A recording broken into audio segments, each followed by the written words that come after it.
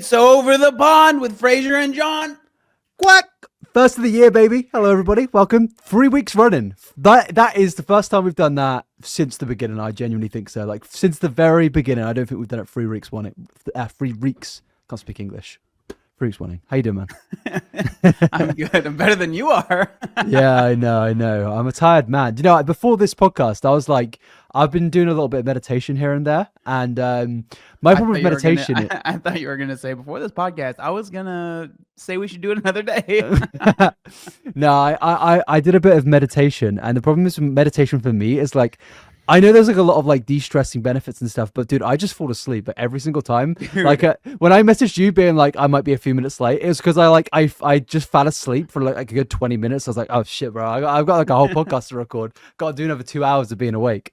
Dude, I understand that. I've been reading a lot more recently. I'm actually currently reading the longest book I've ever read. It's like over 1,000 pages, right? Oh, really? And I am at 575 pages. It's this book called Alchemized. I like it so far. It's like a fantasy book, but there's some like spicy stuff in it. And I personally, it's just not my thing. So whenever I get to those parts, I just kind of skim. Yeah, I just don't, I don't know why, but like, it just makes me, I just don't like reading it. It just, I don't know. But if I try and read it, like in the, like certain times, it literally puts me in a trance and I'm just fall asleep. You're not a big smut guy then. No, not even. But I mean, it's not even just like that puts me to sleep. It's just reading in general it is something that does definitely help me relax, but sometimes it's too much, and then I'm like falling asleep. It's really good for falling asleep before bed because I think your brain is so used to be like so stimulated by like scrolling, and then getting your fix every second, and then suddenly you're just doing one thing, and it's like very slow dopamine releases. You're gradually reading, and I feel that your brain's almost like, shit, man, this is like I need to just I'm not used to it almost. Just so slowed down, and then suddenly it's like, oh, I'm starting. Your brain almost thinks you're like in this relaxation of going to sleep, which is great. If you want a quick method to go to bed, just read a book and you'll be asleep in about 10 minutes. At least I have that. It's no joke, man. But I gotta say, man, I am very proud of myself for sticking to reading, because growing up, I was always like the kid. I think we talked about this already, but I was the kid that like people would read Harry Potter books, and I'm like, bro, how did you do that? But dude, you've been doing it for like a good half a year now, right? 6 months, I'd say. Like, I remember when you first started picking it up, and like, I want to try and follow you. I actually bought a few books for Christmas this year.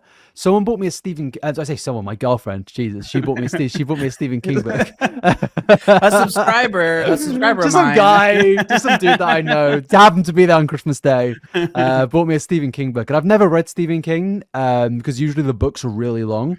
But they got me Pet Cemetery. And I've heard that's a classic. I've never read it myself, but it's a classic for sure. I might actually. Well, no, I will give it a read, because I was I need to get back into reading, man. And I didn't read barely any books last year. I read like 2 books last year, if that. And even then, it's like very spaced out. I read a lot of manga, but it's not really reading. It's more like, I don't know. It is reading, but it's like a different. It's like a different type of reading. Yeah, I understand that. And then the other hyperfixation that I currently have had is chess. I've been playing chess, and you've got the same chessboard. You've got the same chessboard as me. I saw it on your story, and yeah, dude, it's been fun, man. It's funny. I had a friend of mine. She messaged me. She was like, man, I need to get on your level. Like, all your hobbies recently have just been improving yourself. You know, she's like, you're reading, you're playing chess. She's like, I'm just like a piece of crap. You're doing language too, right? Aren't you doing Spanish as well? No.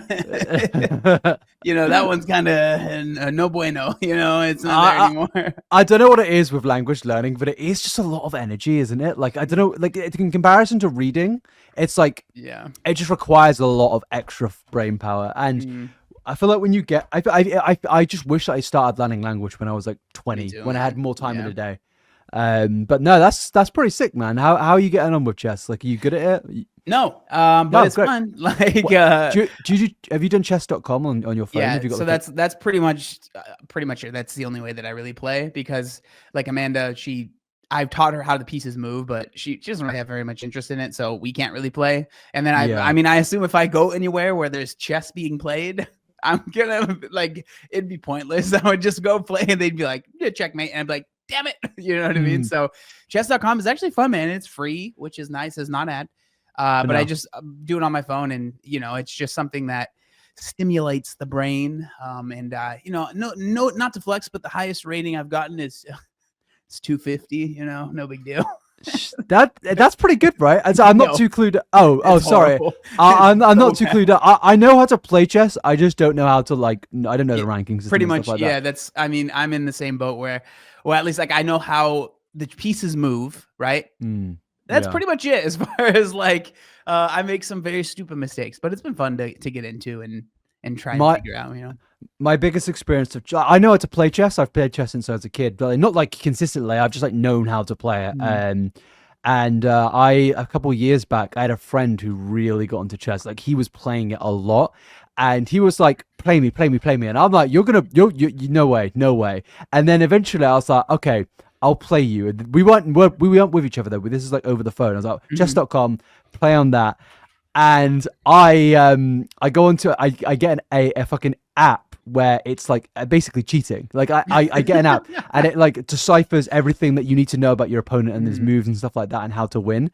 And I beat him in like 4 moves pretty much. Some of it was ridiculous, some stupid level, like very small amount of moves, maybe not 4, but like I beat him and he was like so angry. He had no idea what had happened. And then we kept on playing and like I let him win the second game, and then the third game I used the bot again, but then I was like deliberately making mistakes here and there, and the bot had to like basically it had to like correct my moves, and he was so confused at how I was winning, because you don't really think cheating when it comes to chess because nobody's that sad enough to do it. But I was like, this guy has been non-stop speaking to me about chess every single day and how good he is at chess, and I just needed to humble him. And I don't know if I ever told him. I don't know if I ever told him that I was cheating. Well, send him this podcast and then he'll know.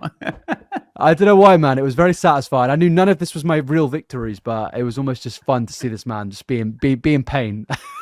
That's crazy that you didn't tell him. That's just evil, man.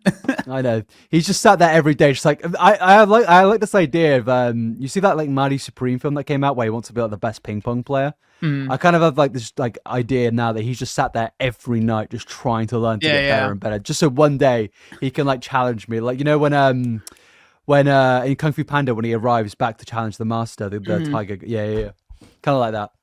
You're just gonna get an invite one day for chess.com. He's like, it's time. Or he's gonna like nominate me to play at some and I'm gonna get like an invitation. It's like the fucking Pokemon League has come through, but for chess. But yeah, let's I wanna continue speaking about more like personal stuff first. I know that's what we do, but I also wanted to I got notes in front of me here. We didn't expect the last episode to do as well as it did. It's on 26,000 views, which like that's very good for our podcast, considering the average views that we usually get. Maybe that does come down to consistency. Maybe it does just come down to like hitting a topic people were interested in. But we made that episode no idea what we were going to be talking about. And I should just say, in all of these podcasts, we have timestamps deliberately to let you know when the main topic of like the title is beginning, and then the rest is just going to be like us chatting about whatever's on our mind. And I saw someone commented being like, "You just made a video criticizing Shane Dawson's podcast for not getting into the topic." And hey, that is a valid criticism, but at the same time, my main criticism there is he had timestamps on his podcast and the timestamps were wrong. Like it didn't take you to the main the main topic. So that's also what I have to say. But also his podcast is about like very serious conspiracy theories in a lot of cases. Like some of the ones we were going over were like delving into like very anti-Semitic conspiracy theories. So I kind of feel like if you're going to do that, it needs to be handled with a bit more, I don't know, care. And so I feel like there is a bit of a difference, but I thought I would just say, if you don't want to hear us talk about our nonsense, just click on the timestamps down below. It'll be in the pinned comment as well. But I think either way, there's going to be timestamps somewhere, and you can click. I just thought I needed to clarify that because there was a little bit of criticism, and I just kind of wanted to. Did you see any of the comments? Yeah, I saw a few of them. I was arguing, man. I was sat on my girlfriend's sofa, and I was like, "Fuck this, man! I'm arguing with these people. I don't care. Like, I got no skin in the game here. This is like a fun thing we do every week, man." Yeah, I mean, for me, I don't know. Maybe this is pulling back the curtain a little bit, but I'm not you're the one that makes the thumbnail. Like you definitely, I'm sure people can tell, right? You put a lot more effort as far as the back end stuff to the podcast, right? So like making the thumbnail and I mean, the thumbnail is a big part of it, right? And Hey, the titling thumbnail it was and all that stuff. the thumbnail and title I gave to that podcast. I don't know what happened, but it was a really good thumbnail and title. Yeah, I know. I mean, that's why you do it, because if it was me, it just would not do as well. I guarantee it, like, for sure. Yeah. Well, no, actually, no. Sorry, the just came out naturally. No, There, I don't mean, agree. I think you could do just as good as a thumbnail as me. I know. Well, thank you, but it is what it is. The reason I'm saying that though is like for me, it was just like, damn, Fraser's having to fight for his life over there, because I was like, I didn't make the thumbnail and title, so like, I don't know. Yeah, no, I should say it is definitely always me. But at the same time, there's nothing wrong with a fucking thumbnail. I'm looking at it right now. I'm gonna put it up. Hold on, let me just get this up. Let's go to this. So you could wait. No, that's just. Oh my god, where's the website? I'm gone. There we I'm go. back. There we go. So this is the thumbnail, and someone said to me, That's "Why is right there, man?" Yeah, it's a great thumbnail. It says people said, "Why is Rotten Mango in the thumbnail?" Or like, and I was like, "Well, we spoke about her in the video for quite a bit. Like, that's why she's in the thumbnail. Like, I haven't just thrown her in there. She's a true crime YouTuber, and we were doing like comparisons, and I was basically saying I thought her videos were bad, and now they're pretty decent from what I've seen. So just wanted to say I'm right, you're wrong, end of story." But no, yeah, I mean, I can get it. I get it can be frustrating when there like is clickbait in some cases. I don't really think we clickbait at all on this channel. I think for the most part, it's pretty. I mean, on this channel.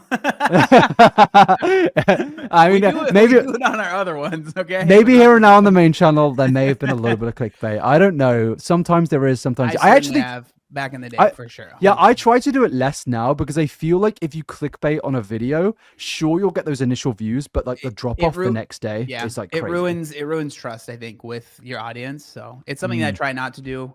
I try to make the titles and thumbnails sensationalized, but I feel like that's different than like clickbait where you're basically lying about what is, and I'd never lie to my audience about anything. Yeah, I've never ever lied. I've never lied in my life, actually. So, we're completely good. Exactly, man. Never lied. Now, we do want to talk about the true crime stuff. That's probably the main topic of today. There's other stuff that we want to get into. Of course, there's more ALR stuff. But yeah, before we go on, I just want to say, have you ever played Skyrim before? I imagine you have, right? One of the biggest games of all time. Sadly, I have not. Well, that's great because I haven't either until like a week ago. Randomly, I just like picked it up whilst I was like, I wanted to play a game that I've been like never played before, and I've been like meaning to play for a very long time. And Skyrim's always been that one that's just completely eluded me. Like I've loaded it up here and there, like done the first like hour, but I've never like committed to it. And dude, this game is fucking addicting. I've like put like 25 hours in, which to like the average person who plays video games a lot, that might not be that much for a week of gameplay, but like considering like that's during the Christmas period, I found the time. That means literally in all my spare time of where I'm not with family and friends, I've just been playing Skyrim, and it is such a like.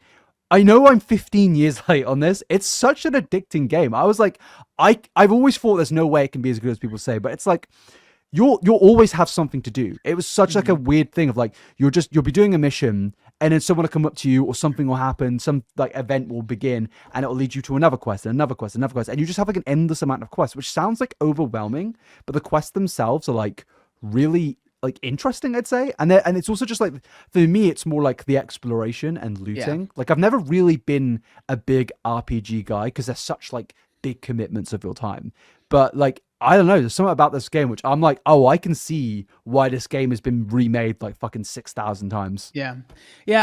It's one of those games that the idea sounds nice, like having so many things to do and you can do whatever. Yeah. And there's been so many times where I've tried to play games like that, but I always inevitably get to a point where I'm just like, I just want to be done.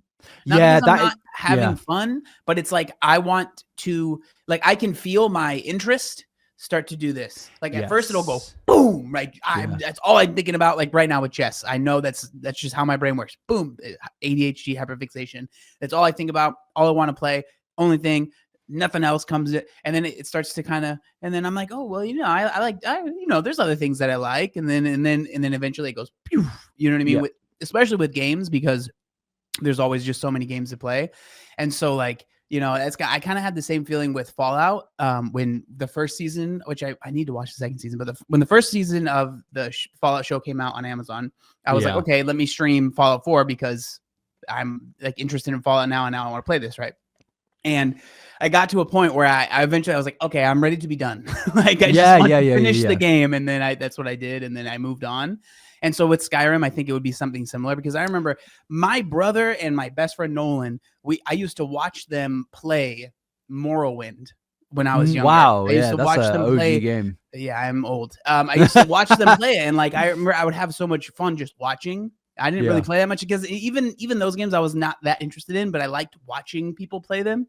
And so, it's like one of those things that I could see myself playing for a little bit, but then eventually I'd be like, okay, now I want to be done. And a lot of times those games, the whole thing is that you don't ever have to be done, right? There's always something more to do. I know that you really liked Kingdom Come Deliverance or whatever. Yeah, right? Like, I had similar, I had a very similar experience to that, but at the same time, I didn't quit KDC2 because I wanted to like stop playing it. It was down to the fact that I was spending too much time on the game. Like I was like playing that game for like 9 hours a day at one point. It was like really addicting. I would wake up, grind it for like 3 hours, do my stuff, then continue. And it was like, this is taking way too much of my time up. And I tried to come back to it recently, like 4 months after. And in a game like that, coming back to your old save is like, so where am I? It's almost like impossible to get back into. So I booted up a new save recently and I like put 20 hours instantly into that thing pretty much. And I was like, I'm gonna wait. I was like, I want to play this game next year and I want to complete it. But at the same time, there's just too much going on. Japan happened, Christmas YouTube period happened, all that stuff. Went to families for Christmas. I don't have the time to like commit that much. Whereas Skyrim, it's like very much, it's less intense than KDC2. I think Kingdom Come Deliverance 2 as a game, like it's 15 years later, of course, so the tech is way better. I think it's more immersive. Like this, like it's built on immersion. Whereas Skyrim, it's like, I feel like Skyrim feels like you're playing like it's like a game very clearly based on like Lord of the Rings, in my opinion. Like the region, the mines, the dungeons, the monsters, the dragons, it's all so very like mid 2000s like fantasy lore, like the Game of Thrones sort of stuff like that. That's what it really reminds me of. And I really like that. And I really like that it's not too difficult. That's the big thing. It's like you can get really good loot and weapons early on in the game, and it makes your life a lot easier. And also they're very like generous on saves. So like I'll like be quick saving all the time just because like if I die here, I can just go straight back. And I know that might be like sacrilege to some people out there, but like it's like, I think like the way I see it is because I have a weird relationship with like difficulty in games because I don't mind a game to be difficult. Like I recently, I mean, this was but obviously it was last year. Happy New Year, everyone. But like, Happy New Year. I was streaming a bunch of like Bloodborne, Sekiro, like Soulsborne games, and I really enjoyed them. But I tried to play Demon's Souls, which is technically the first game that came out in that, basically in the genre, really. But they remade it for the PS5, right? And I tried to stream it and play it, and I just ended up bouncing off because it was just like the difficulty is easier, but there's a lot of tedium. And I don't like tedium. Like when I feel like a game is kind of just hard, but not because it's technically challenging, just because there's decisions that have been made to make the game tedious. And I feel like it's wasting my time. I'm like, all right, I don't want to play this anymore. Does that make sense? I completely agree. Like that's why I'm not big on Souls games. I think Elden Ring's the only Souls game that I've ever played, and the reason for that is because you can level up and you can make it easier for yourself, and I really appreciated that. And if you don't want to do that, you can play it like Dark Souls 3, and you can just go straight in balls deep on those bosses without doing any skilling, any leveling, any like looting and stuff like that. Whereas my experience with Elden Ring was very much going through all the dungeons, getting all of the loot, leveling up my skills, like grinding out on like monsters and stuff like that, getting as much XP as I can, because I'm not good with difficulty. Like I'll be real, like even on like Final Fantasy VII Remake, I completed that recently, by the way. That awesome game, like amazing story. And I actually was going to go instantly and play Rebirth, but I was like, I need to take a break on Final Fantasy. But I played on the lower difficulty on that game because I was like, I'm not playing this game for a Souls-like difficult like fest of like, oh, I'm challenging myself. I'm playing this game for the story and because I'm like want to just like, enjoy the world and stuff like that. And I think that's kind of like my mentality with games going forward. I've always felt guilty in playing on those lower modes in terms of like easy difficulty and stuff like that.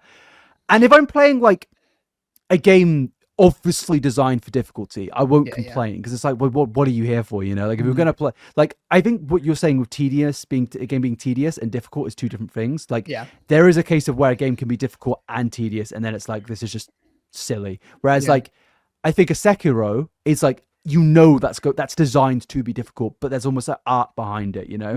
And I'm not saying Bloodborne doesn't have that, but I think I've played Sekiro and I can appreciate it for what it is. I freaking love that game so much, man.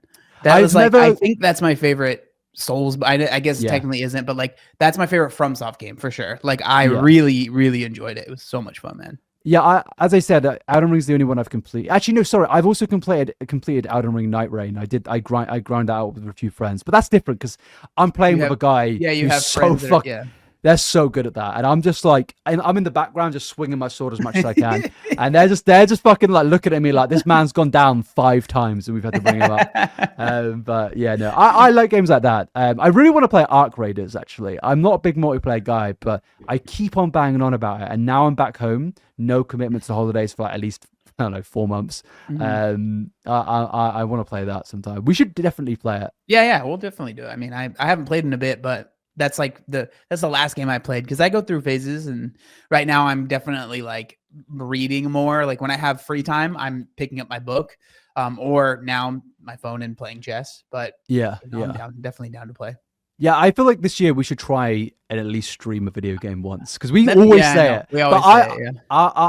I'm committed to it, man, because I really want to play it, and I feel like that'd be funny to play, you know. And we've weirdly never played any video games together. Like we've spoken. I know it's a time thing, man. Like I know a big part of it is my fault because I am very routine, and like I don't like to game in the middle of the day. Because we're both. Oh, 100%. I have free time, and I technically could game whenever I want to, but I've set a rule that like I'm not going to sit down at noon and start playing a game because I'm going to end up wasting the entire day.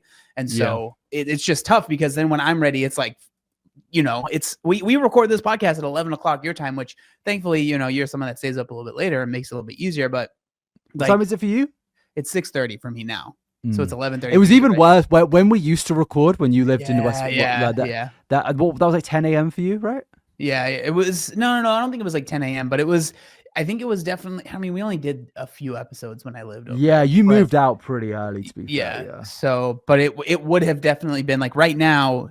It would be 3:30, so it would be in the middle of the day, which is not the end of the world, but it's just like this is different, right? This is not playing a video game. This is technically working. We're working. Yeah, you know what I mean? Like I technically bought a computer the other day for work reasons. I technically did. Oh, what did you get? Dude, my specs are fucking cracked. Is it like still coming, or did you already get it? It's coming like next week, I think. So I saw that like all the prices are going up because of AI and just this world being terrible. RAM prices going up and everything like that going up. So I was like, I need a new PC. My PC that I'm using right now, it's still fine. It's got a 3090 in it. It's just like a beefy GPU. You're not freezing, by the way. Yeah. Oh no, that's not a GPU reason. I'm connected on wired Ethernet. I literally that's why I was delayed. I was like, I'm not gonna deal with the delay today. It's much better. Oh yeah. But no, my PC is like fine, but it's like 5 years old now, and I bought it for 5 years. I was like, this has got to last me half a decade, and then I'll upgrade again. And I'm still going to use this PC. I'm just gonna have a different one. So these are the specs. It's got no one cares about the motherboard. It's got a NVIDIA 5090 32 gigabytes of video RAM.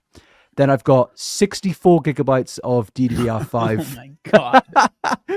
Which is basically a mortgage. And then I've got an Intel Core Ultra 9 24 core processor, which goes up to 6 gigahertz. And then I've got a Samsung 990 Pro SSD 4 terabyte and another 990 Pro SSD 2 terabyte, which is a fucking tank. And obviously all the cooling and shit like that. But absolute beast of a PC. And I don't want to talk about how much that cost me. I really. especially right now with how much RAM is. Well, 'Cause that's for a while the GPU was crazy because I remember I bought my GPU when the prices were finally kind of like coming down, and so I got my 3080, which is from EVGA, which doesn't even exist anymore, which is weird. But I got it for like I think it was like 100 over retail, which was annoying, but it was like at the how much was time it? that was I don't even remember at this point. It's been Yeah, like yeah. 4 years since I got it. And I think But the 3080 and the 3090 are still absolute tanks. Yeah, For I me, mean, it was more just like future proofing. That's what I yeah, was thinking. 100%. But I haven't had really too many issues as far as like there being any bottlenecking. I'm having some issues with like different ports because my motherboard has been in that PC for like 6 years now, and it's just Yeah. it was like a cheaper motherboard when I got it. That's And the problem so- I have. I can't upgrade my PC because the motherboard is cheap and old. Yeah, So it's like, yeah. what can I do can't now? really do much more than I've already like I've upgraded this thing about as much as I can. So I think the next time I do anything, which I don't really have any plans right now, it'll be probably just getting maybe a pre-built because I don't want to deal with building That's what I've myself, done, bro. so. Pre-built. Yeah. Yeah. And because now, honestly, the prices are just like it's an extra few hundred, and it's Yeah. you're getting that quality assurance. And you don't have to freaking build it yourself. Yeah. I'm not good at it. I know some people really enjoy it. I'm I not fucking good at hate it. it. And when I make a mistake, I start to be very negative to myself, and it's just not good. I remember when I first built a PC for the first time, I was like 16, and I'm like so happy with it. It looks like utter shit, by the way. Like the cable management Just cables everywhere. is everywhere. And I go to plug it in, turn it on, just doesn't load up. And I'm like, oh, what the fuck have I done? And I spend like an entire day. I can't remember how I solved it. Eventually solved it. But that I just don't want to deal with that. I have the money to not have to deal with that, thankfully. Because, business, that is technically a business expense because it's my work PC. So, It's true.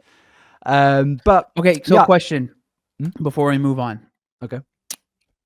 We didn't mention this, and I don't even really have an answer. Do you have any New Year's resolutions? I feel like we have to talk about it because it is the first. I'm not. I know I shouldn't, but I do, and it's all very stupid, boring ones. It's like go to the gym more, commit more to that. But like realistically, my main one is just to like. It's just gonna sound really stupid, like and generic, but it's just to feel less stressed. Last year was a great year, but I'm not in control of my stress levels. Like I'm really bad with being stressed, and I mean, I've had like family members in the past that have had like strokes and stuff like that. And now I'm approaching like 30. It's like, I've got to get control of my stress and not let it just like control my life and stuff. And I think that comes down to a lot of things. Like there's stress from work, but I also think I stimulate my brain way too much. I'm constantly scrolling. I'm constantly on Twitter. And like, you think that doesn't stress you out, but like, it was just like earlier. Stranger Things came out and I didn't like it just because I thought it was bad. But then I opened Twitter and it's like, people like talking about things and other shows that I like and like calling it all like shit and stuff like that. And it sounds really weird to say, oh, that stresses you out, but it's like constant negativity, constant seeing discourse, constant seeing everything. It's like, it's in the rage bait, dude. The rage bait. I had to. This is embarrassing because I was a Threads person. I personally just don't really like Twitter. I've never vibed with it. I don't know why. It's never been my thing, right? But when Threads came out, I was on that, okay, and I was using it like, I mean, it's basically Twitter, right? So I was using it how someone would.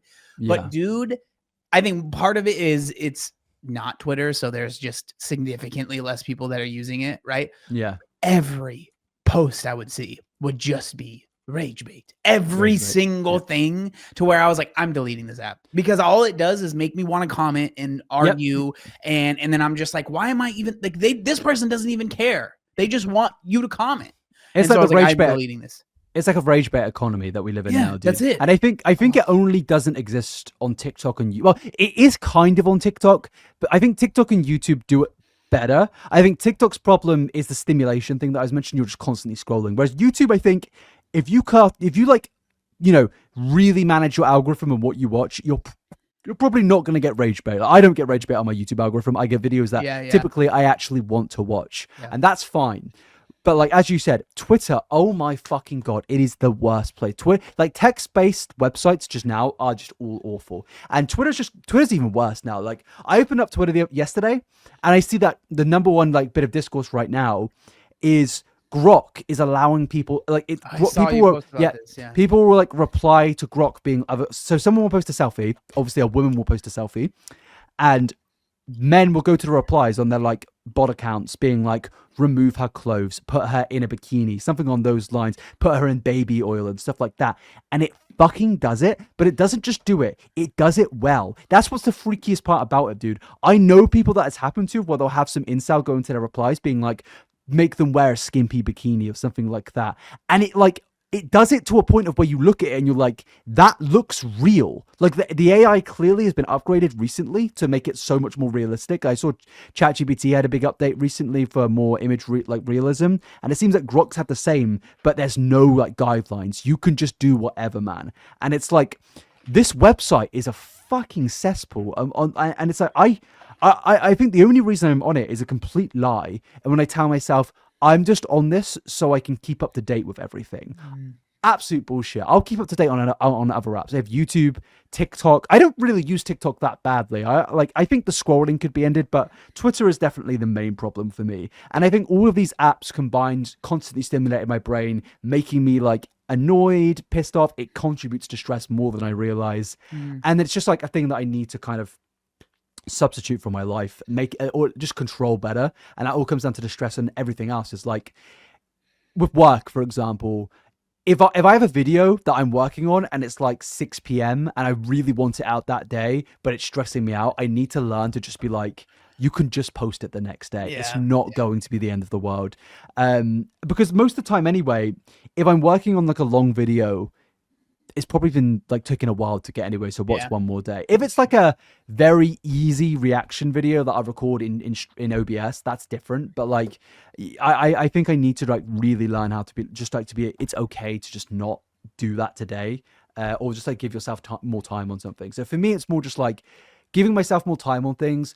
And then obviously the more generic one of like committing more to like fitness and going to I just want to go to the gym like 3 days a week. Just like, I have such a problem of like, if I go to the gym, it's either all or nothing. And we've spoken about this a lot. You obviously have spoken about it a lot on your channel. And I think it's just like a nasty habit to get into. For me, it's just like, I want to just naturally go enjoy it. Yeah. And that's really it. Rather than like, I don't want to go and be like, oh, I want to get like fucking a 6-pack. I want to get like muscly. I'd like to lift more. That would be nice. But I just want to enjoy it and be committed to it before I even say, oh, I want to lift 300 pounds or something like that. You know, I'd rather just be like, I'm actually doing this and I've been doing it for 3 months and now I can set a goal, you know? Yeah. It's like with anything, man, it's about making it a part of your life, right? Instead of making it your entire life, which I think, especially with fitness, it seems like that people go into it wanting, like when we talk about New Year's resolutions, right? A big one is working out. And it's like, so many people want to just go in there and be like, I'm going to go, 7 days a week or whatever. And it's just like, man, you might be able to do that for maybe you even last a month, but eventually you're just like, people fall to the wayside and it's hard to really keep up with that. So I always just encourage people, man, like try and find a way to make it part of your life. And that's with anything. Like even this is something that I've noticed even with myself with reading. I've like started to have I think part of it is just the way my brain works is I like to have routine. So like I've like with reading, I do it most of the time at a certain time in the day, like usually between 6 and 8 p.m. That's when I will read, depending on the day. But like just trying to make it part of your life is so helpful. And like being like, okay, I'm going to go 3 days a week. And these are the days that I'm going to go, and just try to like not really think about it too much and just be like, regardless of how you're feeling. And I know that sounds like super cheesy, but just go. Even if it's not a great workout, still just go. Just go, You'll feel so much better. Like even if it's a bad workout, even if you don't like, even if you only go for like 45 minutes, genuinely, like maybe you just go running for 45 minutes, like it's better than not. And I need to like that. I remember not last year, but the year before, there was a point where I was going like really consistently, not 5 days a week, not like, it was like 3 or 4 days a week. And it was like in my schedule, I go at a certain time, and I was doing it for like, I think a good 6 months. And it was like, that was like the point of where I was at my physically fittest and happiest in terms of like where I was at with my own body. Not necessarily mentally happiest. I think that mental happiness is a whole different thing. And I think going to the gym can help, but I think it's like, it's not, it's not going to fix everything. Yeah. That's the thing. I hate the whole conversation with gym when it's like, oh, if you're feeling depressed, go to the gym. It's like, yeah, it's going to help to an extent, but like, depression and sadness and happiness are aren't all just contributed by health and fitness. It Yep. helps a lot, but not the be all and end all. But yeah, so for me, I think just as you said, making it a part of my routine, like you have with books and stuff like that. But what about you? What's your New Year goals? I mean, I knew that I should have an answer when I asked this. I haven't really thought about it too much, but like hearing what you're saying is like, as far as like, what should I do? The answer to that is limit my screen time. Because I also have the same problem. For me, you know, I am going to be calling myself out here, but I sadly am a Redditor. I'm someone that's my scroll. I don't really, I mean, I post a bit, but like I don't, it's more just that's what I choose to scroll on. Like for you, it's Twitter, you know? Yeah, I have a Reddit account. Sorry to interrupt. And I think it was either on this video or some other video where somebody was like, dude, I can see your Reddit account in your video. Like, you haven't edited it out. And I was like, bro, you can click on that profile all you fucking want. I clicked on that profile and I went through my posts and it was just me in like the fucking nerdiest forums possible, just talking about like tech and shit. Like that's, bro, I don't care if anyone sees that, but sorry to interrupt. Yeah, but no, like I post on like the Chargers, which is the football team that I like, and then like just random stuff like Carhartt, which is workwear, and I'll just be like posting on there, just nothing. But it's just for me, I think the reason I like that more is because it's such an algorithm that's tailored to what you like. Yes, the whole rage bait thing isn't as bad, and so, but it doesn't change the fact that I'm wasting time. I'm still wasting time. I'm just not getting annoyed, right? So that's definitely something that I can. Like that I want to work on for sure is just less time on my phone, especially like doing nothing, you know, just scrolling and wasting time, you know. Do you find, I was speaking to somebody about this the other day, do you find that playing a video game or reading a book is more beneficial than scrolling through a Reddit page like that? Yeah, dude, it's not even close, man. Like how I feel after like maybe reading for a bit is just so different than scrolling, you know, especially when it's like doom scrolling. Like the worst one for me, and the one that I still will never find myself scrolling on this, and it's not because I'm better than anyone TikTok or anything like that. Yes, it is that one I cannot start scrolling because I will lose. And the thing that sucks is now Reels is basically TikTok. And so that it's just turned into that for me, you know? And like I'll find myself being like, oh my God, I've been sitting here for 20 minutes, 30, however long it's been, just scrolling Reels for no other reason than Reels are really addictive. But I'm not ignoring you, by the way. I'm getting my phone activity up here. But Reels is really, really addictive. Like I think it's because TikTok is more, it has content creators on, where I find that Reels, for me personally, it's just shit posting and memes and just trends. It's like everyone posting the same trend. And but the thing that's annoying is that you almost have to do it, because if you don't, you're just like, oh, you get nothing is shown to anybody, and you're like, oh cool, I have 50 likes, great, like because I didn't do the trend that everyone is doing. What's your screen time? Let me look. I honestly don't want to show mine. If you beat me, I will give you a crisp high five. Oh, I probably will beat you. All right, let's see here. It's under. Where is it under? Screen time. Okay. Yikes. Okay. What's your daily average? You go first. 8 hours and 22 minutes. 9 hours and 50. Okay. No, I mean, that's a week. That's a last week during Christmas. So that's my only defense. Oh, okay. Yeah, totally. What if I go back to like, it's not letting me go back. But do you want to know the main apps that I used? So if we go to what I used today, I've been. It's gonna be weak.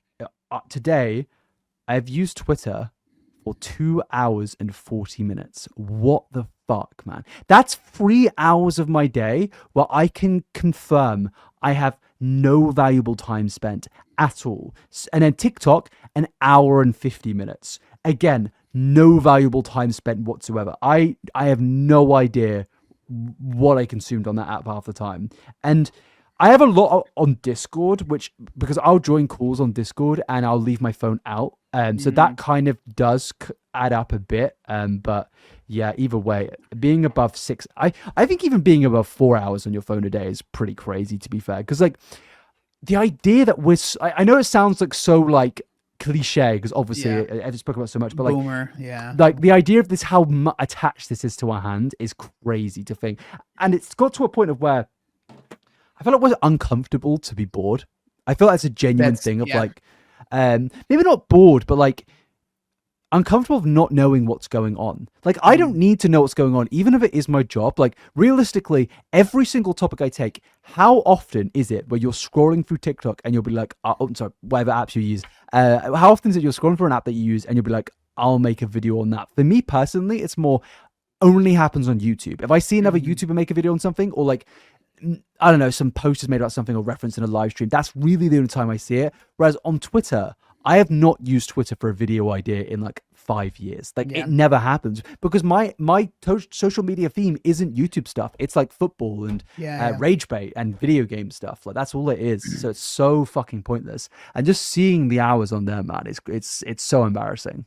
Yeah. It's definitely something that I want to work on. I just need to find, and I don't know, maybe people will have suggestions, because my problem is what I was saying about like, hey, don't do everything all at once. That's my issue, is that I'm always like, all right, 1 hour, like not screen time, but I'll limit my like 1 hour or like 30 minutes to Instagram. And it just, I can do it for a week. And then eventually I'm like, let me just turn this off. I'll be all right. And then bam, I'm right back to where I was before. And so it's like, I need to like incrementally slow it down or something. Like that has to be what I do, because I just know that I can't just go from 100 to 0. It just doesn't work. I don't know if it's possible to make a comparison, but because we've both dealt with both, what would you say is more difficult to deal with? Social media addiction or food addiction? That's tough, man. Because I think like at this point now, I mean, it's the social media thing is definitely more difficult. At their heights though? Would you say it's food? I don't know. At their heights, man, like it's tough. Like, what's up?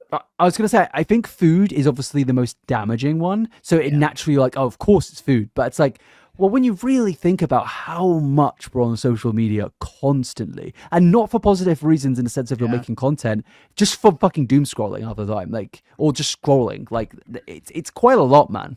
Yeah. I think like it's hard because I started losing weight when my life kind of started, as far as like I was able to make my own decisions, right? Like I was 20 years old when I started, and like that was at the time when I finally was able to get a car and move around the world and do things that I wanted to do, right?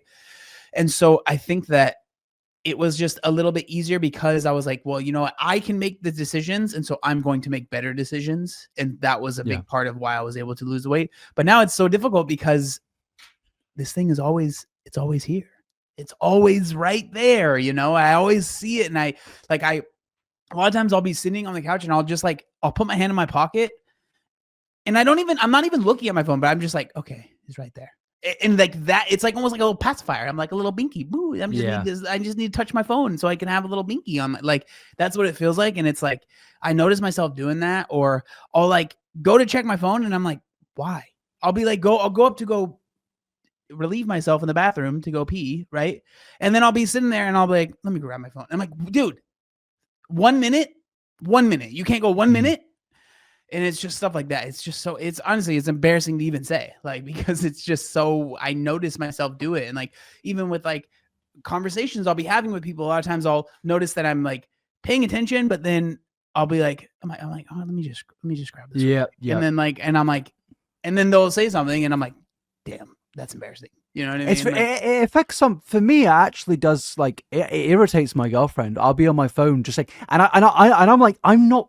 It is disrespectful. Like I know it's disrespectful, but it's like I'm not intentionally trying to do it. It just happens, and it's like so annoying. That's like one of the main reasons, though. The conversation aspect, what you just mentioned, is one of the biggest reasons to why I want to stop doing it, because it's like I miss key points in conversations, and I know it annoys people, and it's because of my fucking stupid phone addiction. Which again, I'm not using that as an excuse. It's my responsibility to bear that responsibility, but it's just something that I think everyone needs to kind of like.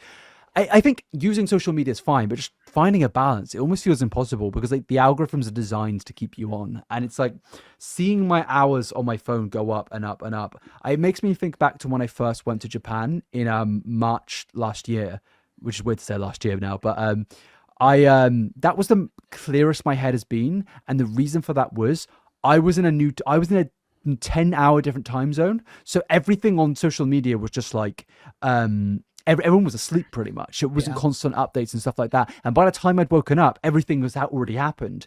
And then my friends were all asleep, so I wasn't checking my phone constantly to see messages from them, checking Discord and stuff like that. And I was barely on my phone on this trip, like barely. Don't barely die. at all. The fucking phone company's taking me out. No, I was barely on my phone on this trip, and it was like I was doing things every single day that nothing related to social media, and it was like I felt like so less stressed. Yeah. And I've been like almost craving that feeling, and it's so dumb because it's like the way to I could wake up tomorrow and have that feeling. I know it, and it's just like, well, why don't you like? Why the reason I compare it to food is because it reminds me of when I was fat and I was like, I could not lose weight tomorrow, but I could make that beginning change tomorrow. And it's so easy to do. And it's like, well, why don't you do it? And everyone always asks me like, when did you like first start to lose weight? I imagine you get that question a lot. And it's like, for me personally, I can't pin a date on it. I pin an exact moment on it. But I imagine what it was like, I had that thought of, I can just start doing this now. And I remember in your videos, like a thing you probably still say it now, but like a thing you used to always go on about, it's like not about you don't have to be like, oh, I'll start tomorrow. It's just you could start right now. Like it can be literally like 6 p.m. on a Tuesday. You can just start right now. And I think that's like applicable in so many cases, not just with what we're talking about here, but even with like New Year's resolutions. I almost feel a bit cringy doing them because I'm like, it kind of goes against my belief of starting something whenever, rather than letting this date control when you start something. It's like, oh, I'll go out on the 31st, which by the way, you should go out on the 31st if you want, but like saying like, oh, I'll go out on the 31st and then I'm gonna like put my body through like 6 days of gym. It's like, that's not the right way to do it, man. Yeah. I think like, I don't know. I am someone that's a fan of New Year's resolutions. I think more than anything, like I know it's easy to be like, oh, whatever, why are you waiting, blah, blah, blah. But the way I see it is like, it's good because of like what we've been doing, right? It gives you a reason to think, what are the things that I am not happy with that I can improve on, right? It's great for reflection. Yeah. And I think that's why they can be powerful. And obviously it comes down to you actually doing the thing. But I think that there's been a lot of people that have made positive changes in their life based on the New Year's resolution. And maybe it wasn't like, you know, this big change, but the New Year's resolution was the thing that made them think about what is something that I want to change, what is something that I can improve on. Because like this conversation is how I'm like, truthfully, today was mental health day. It was terrible. I felt like crap. I just was not having a good day. And I know a big part of that is phone. Like it just is, you know, after having this conversation with you, it's like, I really need to work on that. I need to do something. I don't have an answer. And again, if there are people that have recommendations or like, I would love that, because every time I've tried to put the app limits on my phone, I've tried multiple times. I've had times when I was having a legit breakdown where I literally deactivated my Instagram account. I was like not having a good time. I deactivated everything. That didn't last very long. It was only a couple of days, but like I intuitively can feel that the way that I am going about my life with how much I am sitting and looking at my phone is not something that I want to continue. And so, you know, it's something that's definitely the biggest like New Year's resolution. This is something that I think would be, you know, good for me. And then as far as like something that's more fun, I don't know, like, I guess as far as like, you know, I would love to read more books this year than I ever have, which I think I will be able to do quite easily just because I'm starting at the beginning of the year already reading, and genuinely I've found like a love for it. Like I've read all these books back here. I've read all of those, you know, and like, oh, I just knocked out my headphones, but you know, like I have really enjoyed it. And so, yeah, but that's a little bit less intense of a, you know, but yeah, no, they're both great. They're both good goals. And I completely get what you mean in terms of like New Year can really help you reflect. Cause what you just said there too, I wasn't having like a terrible day, but it was more like not great mental. Like even yesterday on New Year's, I was like, I was at like a get together and I left early because I obviously New Year's happened, but it was like everyone stayed until like 3 or 4 as I know, and I was like, I literally said to my girlfriend, I was like, I'm being honest, I'm just like, not enjoying this right now,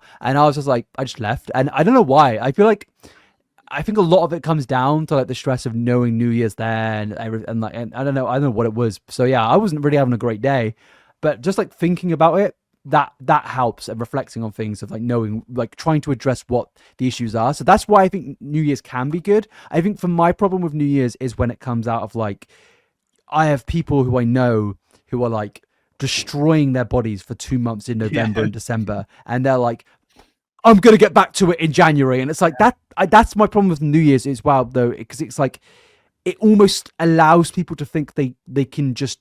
They can, obviously, it's their choice, but it's like, I think it's dumb to be like, I'm going to ruin my life for 2 months straight, and then my saving grace, the way I'm going to cope with that is January 1st, it's all going to change, and it probably won't change. As you said, do it for a month, back to normal, and it's like, and then the cycle just repeats, gets to March, February, just forgot about that, back to normal, and like, that's why I get frustrated. But in terms of reflection, and people that truly are like thinking about things like that, I think it definitely is like helpful there. Yeah.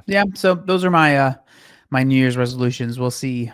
We'll see. Like I said, please give me advice. Give me advice. I think one thing that might help us is next week we should ask each other our average again and see who's like. But we can't do it in like I'm just not gonna fucking touch my phone for a week. It has to be like, because I can do that. I've done it. Like we've seen how I am with chess. I can do my average on this phone. Is 0. Yeah, so I want to have mine. See, it's like I almost feel like scared saying it. I want to have it below 6 hours. Yeah, I think that's a good place to start. That's kind of what I'm thinking too. I need to set limits. Basically, what I need to do, I think, like this is my idea is I need to set limits for the two that I use the most, which is Instagram and Reddit. Those are the two that I use by far the most. It's just hard now because I am playing chess on my phone. Maybe I just have to like. But that's fine, is it not? Chess. Yeah, but it still counts as screen time. And so maybe I'll just try and play it on my computer or something like that instead. But do you find like going on chess makes you go on other apps as well? Not really, because for me, I have to be very focused. Like I've been playing the 10-minute blitz, I think is what it's called. So basically, you have 10 minutes. Like you each have 10 minutes, right? So like usually the games take about between 10 to 20 minutes. Like they can only last 20 minutes because then the time runs out. They usually take around that much time, and you have to kind of like be focused on it because once the person goes, your time starts running. And so I don't know. It's just, I need to figure it out, but I think setting limits on the two apps that I use the most is definitely the way to go, instead of like just deleting, because I obviously I could delete, but I historically that doesn't last very long, So. Yeah, same with me. But with that, let's I'm gonna quickly go for a pee break, and then we're finally gonna get into our topics of today. This is why timestamps are great. But yeah, I'm just gonna go pee, and I'll be like 2 minutes. One sec. Sounds good. Hello, he's come and joined. Can you hear me? Oh my goodness. Yeah, he's been sleeping right next to me, and I didn't even realize. Literally, like on the floor. So cute. Say hi? Hey, buddy. Hello. Are you tired? I've woken him up from his sleep. He said, "Why did you wake me up?" Yeah, I know. He'd usually get really pissy at me, just like grumble at me if I pick him up, but he actually let me this time. He wants to be the star. Say hello to everyone. Oh my goodness. We'll keep this in the Hi, episode. Kenji. I right when you walked away, I was like, I almost grabbed my phone. I was like, no. So I went on. I went on another tab and I was like, I'll just watch a YouTube video real quick. That's where it gets you, man. That's where it gets you. This is going to be my big problem. I always have YouTube open playing a video, man. So it's gonna get me. But right. So true crime. We did a podcast about it recently, as we mentioned at the beginning of this episode. There has been a lot of conversation recently about Amberlynn, Reid. Jesus, yeah, it's in the brain, man. It's like we'll get there. We'll get there. About just like true crime tours pretty much, because Eleanor Neale recently announced that she was going on a tour, and we did an entire episode speaking about it. Just completely didn't actually mean to. It was like literally a sporadic thing in the episode, but there was a lot of conversation that happened about it. There have been a lot of people talking about Eleanor in particular on TikTok. I saw a video from a YouTuber as well called Mika's Rhetoric. She made a very interesting hour-long video about the situation. I like her videos. Yeah, I like her videos because they're very like laid back and chill and easy to listen to. And she's, I've spoken to Mika before, and she's a very nice person from my experience. So yeah, I have no quarrels with her, and I think her coverage of the situation has been very good and respectful. Interestingly, though, she was very. I've got her video up right. I have my glass. Here, can you see that? Yep. So yeah, so I rewatched this earlier. I've watched this twice now, just for the podcast's sake. And the thing I wanted to highlight here is, before we get into anything, Eleanor has now responded to the situation. Oh, did she? Okay, cool. Yeah. She put out a whole. Hold on, let me put Genji away. Do you want to go? There you go. He's like, get me out of here. He doesn't care. I'm done hosting this podcast. Oh, he's just fucking. Oh, he's farted as he just jumped off me. What the hell? That's the. Oh, Jesus, man. All right, maybe he's an Eleanor fan. Right. Also, should just say, I have no beef with Eleanor. I should just say that. I know Eleanor, and I haven't seen her for a good few years, but you know, I've got no problem with her. Should just say that. But this is an interesting topic, and yeah, if you don't know what's going on, please go watch the first podcast. So this was her response. It says, "Hey guys, we hear your concerns about the Outlaw Tour, and I wanted to take some time to address them thoughtfully. From the very beginning, Outlaw has been built on the ethos that true crime cases deserve to be handled with care, empathy, and responsibility. We've stood by this principle for 8 years. They have guided every episode, as well as how the live show has been created and presented. The shows are to be an extension of the channel's long-standing commitment to respectful storytelling, reflection, and awareness." Now, a lot of people have been critical of this phrase of awareness and storytelling. For me, it's something that I've never really thought of. You always hear content creators, not just with true crime, but you always hear people saying, I'm raising awareness. And when you really think about it, what awareness are you raising? Like, realistically, some will say, oh, well, they're helping us learn how to not get brutally murdered by somebody. It's like, are they, like, realistically, you as a human being now know, like, there's enough news out there in the world to know how to not get murdered. And I don't say this as a criticism directly towards Eleanor. I say, well, this is towards her, but it's also towards every channel that in true crime that says it. Because, like, I don't think you're raising awareness. And I know some people will say it is, but I don't know about you, but what do you think on that aspect? Yeah, I don't know. The raising awareness thing is like technically true, but at the same time, like, when you're raising awareness and also profiting off of it is like, well, would you be doing it if the... What are they raising awareness? Sorry to interrupt. Yeah. This is not gonna. We got a comment last week saying Fraser doesn't let John talk, and this is not gonna help. But what do you think they're raising awareness on? Because I maybe I'm misunderstanding. Well, I think where there could genuinely be a good part of true crime and like the raising awareness is, especially if it's talking about cold cases, right? Where there is questions that haven't been answered, and by putting it out there, especially if they, you know, like I know Amanda, she likes to listen to true crime, and she, you know, when I was talking to her about it, she made some good points about like, you know, she saw where we were coming from for sure, but she was like, you know, some of the ones that she watches, they really try to talk about cases that haven't been solved yet, or they like, you know, they're trying to raise awareness literally by getting their podcast that has, you know, hundreds of thousands of people that are listening, and maybe that'll help. You know, I don't know if well, obviously you probably didn't watch this growing up, but there was a show when I was growing up that was really popular called America's Most Wanted. Oh, no, I've watched America's Most Wanted. Okay, cool. All right, well, I just wasn't sure because I was like, I'm not that young, man. I'm coming up to 29. But it's called America's Most Wanted. Yeah. So I wasn't sure if you watched we have it. I'd say a good 80% of British TV is American TV. Trust me. So that show, you know, again, I don't know how legit the stories were after, because a lot of times, you know how like it was a lot of times they would be like an update on the case, and then they'd be like a 5-minute update about we found, like, helped find yada yada yada, and then they'd go into the show, right?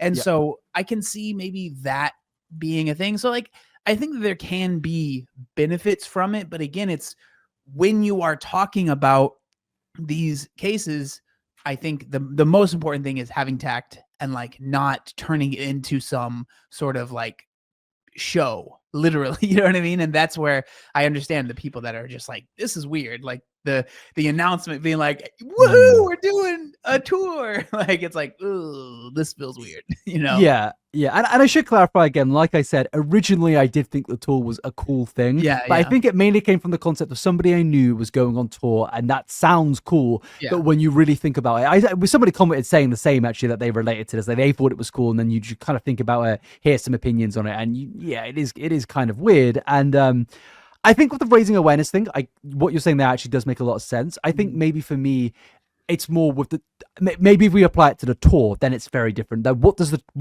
Yeah. where's the raising awareness in a tour? Yeah, That's what that's a good confusion point, there. because it's But in certainly terms not going to be reaching as many people. You know what I mean? Like yeah, there's yeah, a video that can get hundreds of thousands of views or whatever. A video or a tour where there's maybe, you know, a few hundred people at each show. It's like, yeah, yeah. Are we doing that? oh God. Dude, I was at the supermarket yesterday, and some kid came up to me. He was like, "Hey, bro, are you 6'7"?" And I was just like, "Yes." I just kept walking. I was like, "I don't know what to say." You live in a weird country, man. You live in a weird place. No, yeah, I think you're right on the. I can see why true crime channels can raise awareness for sure, especially in cold cases, like you're saying. And again, I think videos can raise awareness. I just think like when a channel, I don't know how to word this without sounding like a bit of a dick, because people could say the same about my content, but I think when it comes to like cases where I've covered like predatory actions, I think that almost, maybe I'm being hypocritical here. I think there is some level of awareness raised. I'm not saying that I'm making those videos to directly raise awareness, but I think when it comes to like topics about like YouTube predators, people like James Charles, for example, I think it raises awareness to his tactics and how he gets away with so much shit. And I think that is actually important. But when it's like a case like somebody that's been murdered, I think it's a bit more difficult. I think it definitely does happen, but I think when there's like actual content farms just not caring about anything going on, and I'm not necessarily saying Eleanor does this, but I've seen a lot of channels just it's basically a content farm dedicated around murder under the guise of we're raising awareness. And it's like, are you, some I get, like I remember when Rotten Mango, again bringing her out into the conversation, she Perfect. was We can put it on the thumbnail. it's just in the mind, man. I know how to content farm. See, the reason I'm good at talking about this is because I'm guilty of everything. No, she was very much hands-on with like the Diddy situation, and she's been very much covering the Epstein stuff, updating it to her audience and stuff. And I think that is raising awareness. And I think like it's fine to also then do videos about like more like shut cases of this person was murdered and this happened. I don't necessarily think that video there is raising awareness, but to branch out everything as awareness, I think that's not true.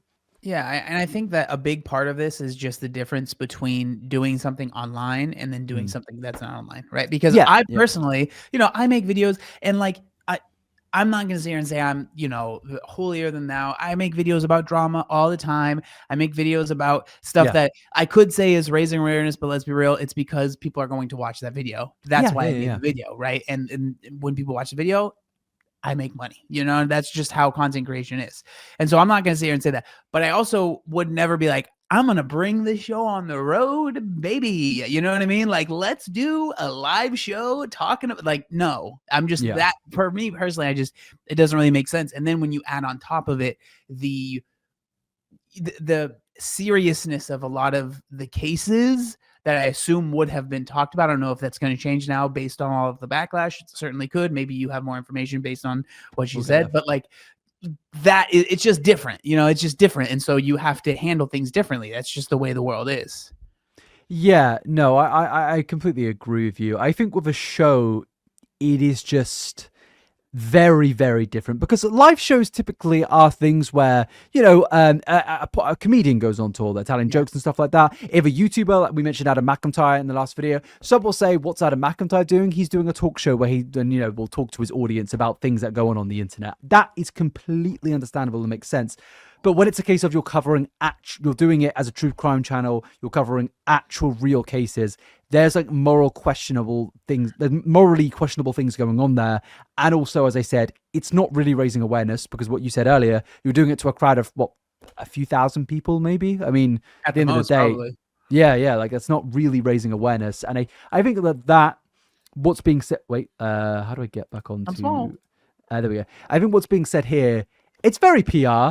It's clearly probably been spoken about with a team, which makes Yeah. sense. Like if I was in a situation, I would do that too. And she goes on to say, this is really interesting here, because it was something Mika really highlighted on this, because this is where it gets into, I don't know how I feel about this. It says, I also want to make it clear that all of Outlaw's proceeds from ticket sales will be donated to vital non-profit organizations supporting those affected by violence and abuse. Now, I did not see any mention of charity before this controversy. Yeah. Now, maybe but I know very maybe, little, but I watched Mika's video, and I imagine she's done her research, and she said in her video she tried to find any mention of charity beforehand, and there hasn't been a mention of charity. Now, obviously money going to charity is great, but what Mika said in her video was, okay, she basically said that it feels like charity has now been brought into this as a way to be like, to deflect. yeah, you can't criticize, it's charity. You can't say bad things about charity. And it's like all of it. Yeah, that's why that's different than a portion, because a portion could be 5%, it could be 2%, right? Yeah. Like, so all I'm gonna need proof. I'm gonna need proof. That's how I feel when I hear that. I believe her. I do, because I think it would be crazy to line something like that. I agree. But also, I feel like all actually makes it more suspicious than a 5%, 10% portion. Or just saying because an amount of the proceeds or something like that. Yeah. I don't know anything. I have not spoken to Eleanor about this. I haven't spoken to Belle. I've spoken to a few content creators about this. But as far as like I know, in terms of tours, they're quite expensive to run, and they make a lot of money. And I don't know about you, but 100% is now going to charity. Only here, like, I'm gonna be real. If I was running a charity event for a live tour where I'm going to like 5 different venues, which is going around my country, and I'm putting it on for charity, 100% of the proceeds go to charity. I'm making that clear, crystal clear. Yeah, clear as day. Not just because like, oh, it looks good on me, but like, I mean, it's for charity. Yeah. So surely that would incline people to also donate more money, maybe pay extra for their tickets, something like that. So it is weird that, as far as I know, like, I've got the website up here. Let me you're small again. I need to stop doing that. Let me try and find, So this is the website. So as you can see, it says Eleanor Neale, Thursday, 16th of April, 2026, doors open. Join Eleanor for a night out, diving into the darkest true crime cases. For almost a decade, Eleanor has been crowned the UK's Queen of True Crime, and now she's bringing all the law straight to the stage. Bit of a weird, I feel that's a bit weird, it's considering because and the fact that there's no mention. Yeah, but but charity donation right there. I think it may be on here now. If we go to the actual website where you buy, because whenever something is for charity, it says for charity, right? Whereas there it says unreserved seating. That's about already sold out, huh? It looks like it. Oh yeah. That's about $35, I'd say, which is pretty good. It says here, please note that the booking fee for this event includes a venue levy of $75, which is charged by the venue. So not all of it's going to charity, not all of it. So you're right there. We've cracked the case. But yeah, there's no mention of charity here. And I'm not saying she's not donating to charity. What I'm saying is it feels like it's being kind of pulled out of the, this is how we get away with this sort of thing. And again, I have no beef. I feel a bit weird making a video and talking about people that I know. I don't usually do that, but I'd be doing a disservice if I didn't say it feels very suspicious. Like, if anyone else did this, I'll be real, I'd be making a video being like, this is fucking weird, man. Because why were you not advertising it as a charity event beforehand? Why is it now a charity event?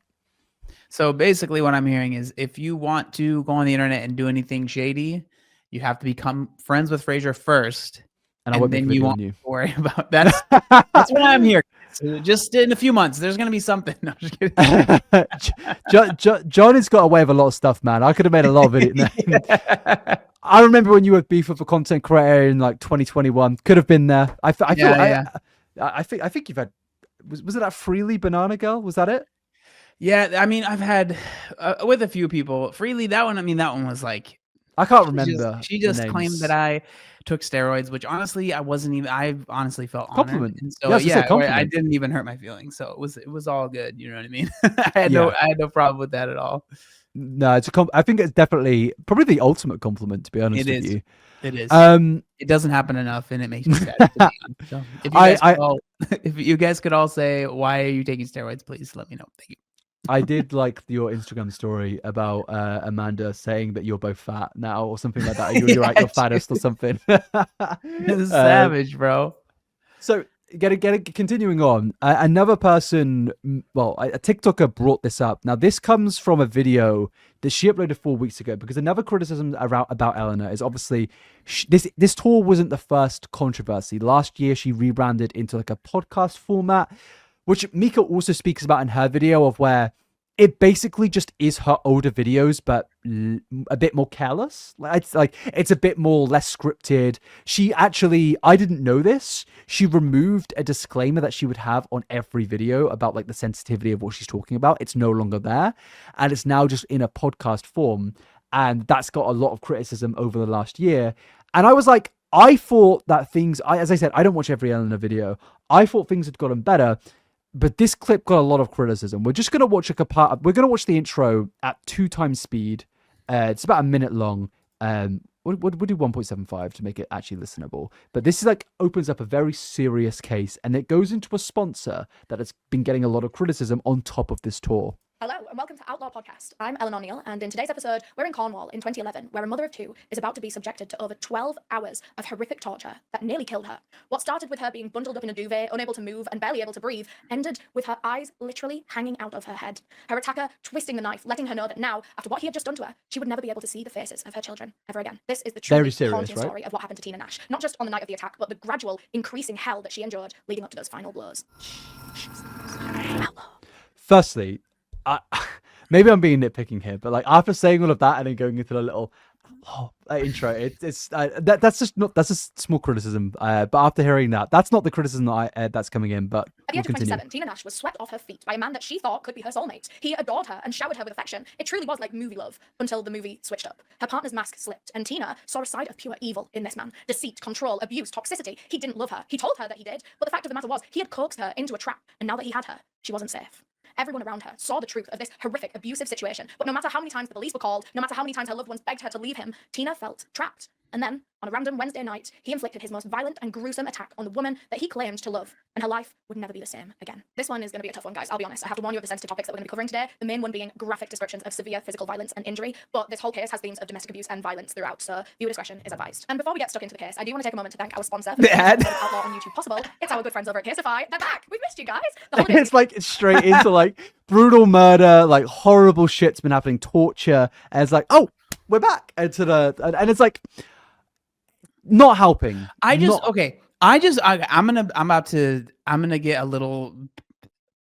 act like a little weenie boy, okay? But I just want to say, it is crazy that I'm assuming that video is monetized, but I get in trouble if I talk about.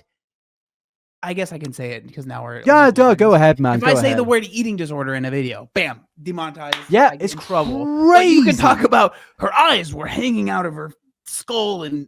Shout out to Caseify though. What the? It is this is another true crime issue. It's I did a video about this a while ago complaining about it because it's how the fuck are YouTube saying what talking about how and eating disorders and things that can actually raise awareness, by the way. Your videos, if you talk about any form of eating disorder that you've had in the past or other people's, that raises awareness. But then YouTube are no, thank you. Yeah. Can you please instead talk about somebody's eyes being gouged out? And please put your Caseify sponsor on there, bro. Please do that. It's fucking mental. I wasn't gonna bring this criticism up because it wasn't on my mind. But when you say it, it's when you really think about it, it doesn't make any sense. And that got a lot of criticism, that clip there, because it's like all the brutal stuff and then suddenly into the happy sponsor of their back and here's by my cases. And it's like, I don't have problems with sponsors.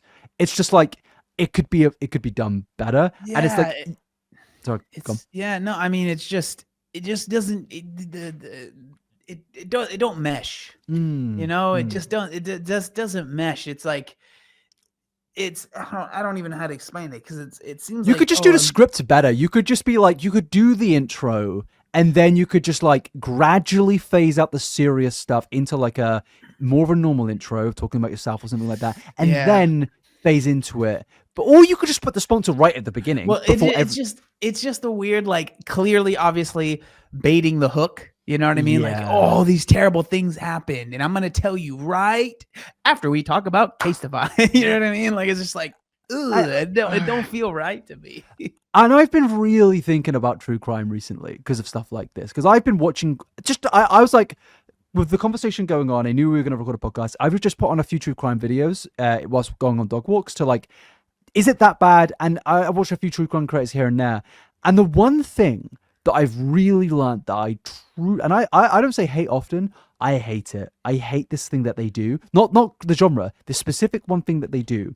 When they're talking about somebody that's been brutally murdered and they start to speak like they know the person, they do this really weird thing of, well, they'll be describing very interpersonal like actions that they would do with this murdered victim would do with their like brothers and sisters, and they'd be like speaking almost like they know them, like, yeah, they were like an amazing person, they did this on their day-to-day, they were like they'd have like a 20-minute section of just like going through their day-to-day lives on some of the videos, and it's like, you're only doing this because you're trying to make the video longer. Yeah. And it's like, it's fucking mental. And like, even because if they weren't, that because you're a creator, and like that's stuff that you notice, because that's stuff I noticed too. Because I mean, let's be real, I do it myself, but you know, I'm not. But we're not talking about fucking murdered people. Like, okay, the most serious long video I've had is probably the Colleen Ballinger video. But first, again, and another thing that I want to bring up in terms of like Mika mentioned in her video.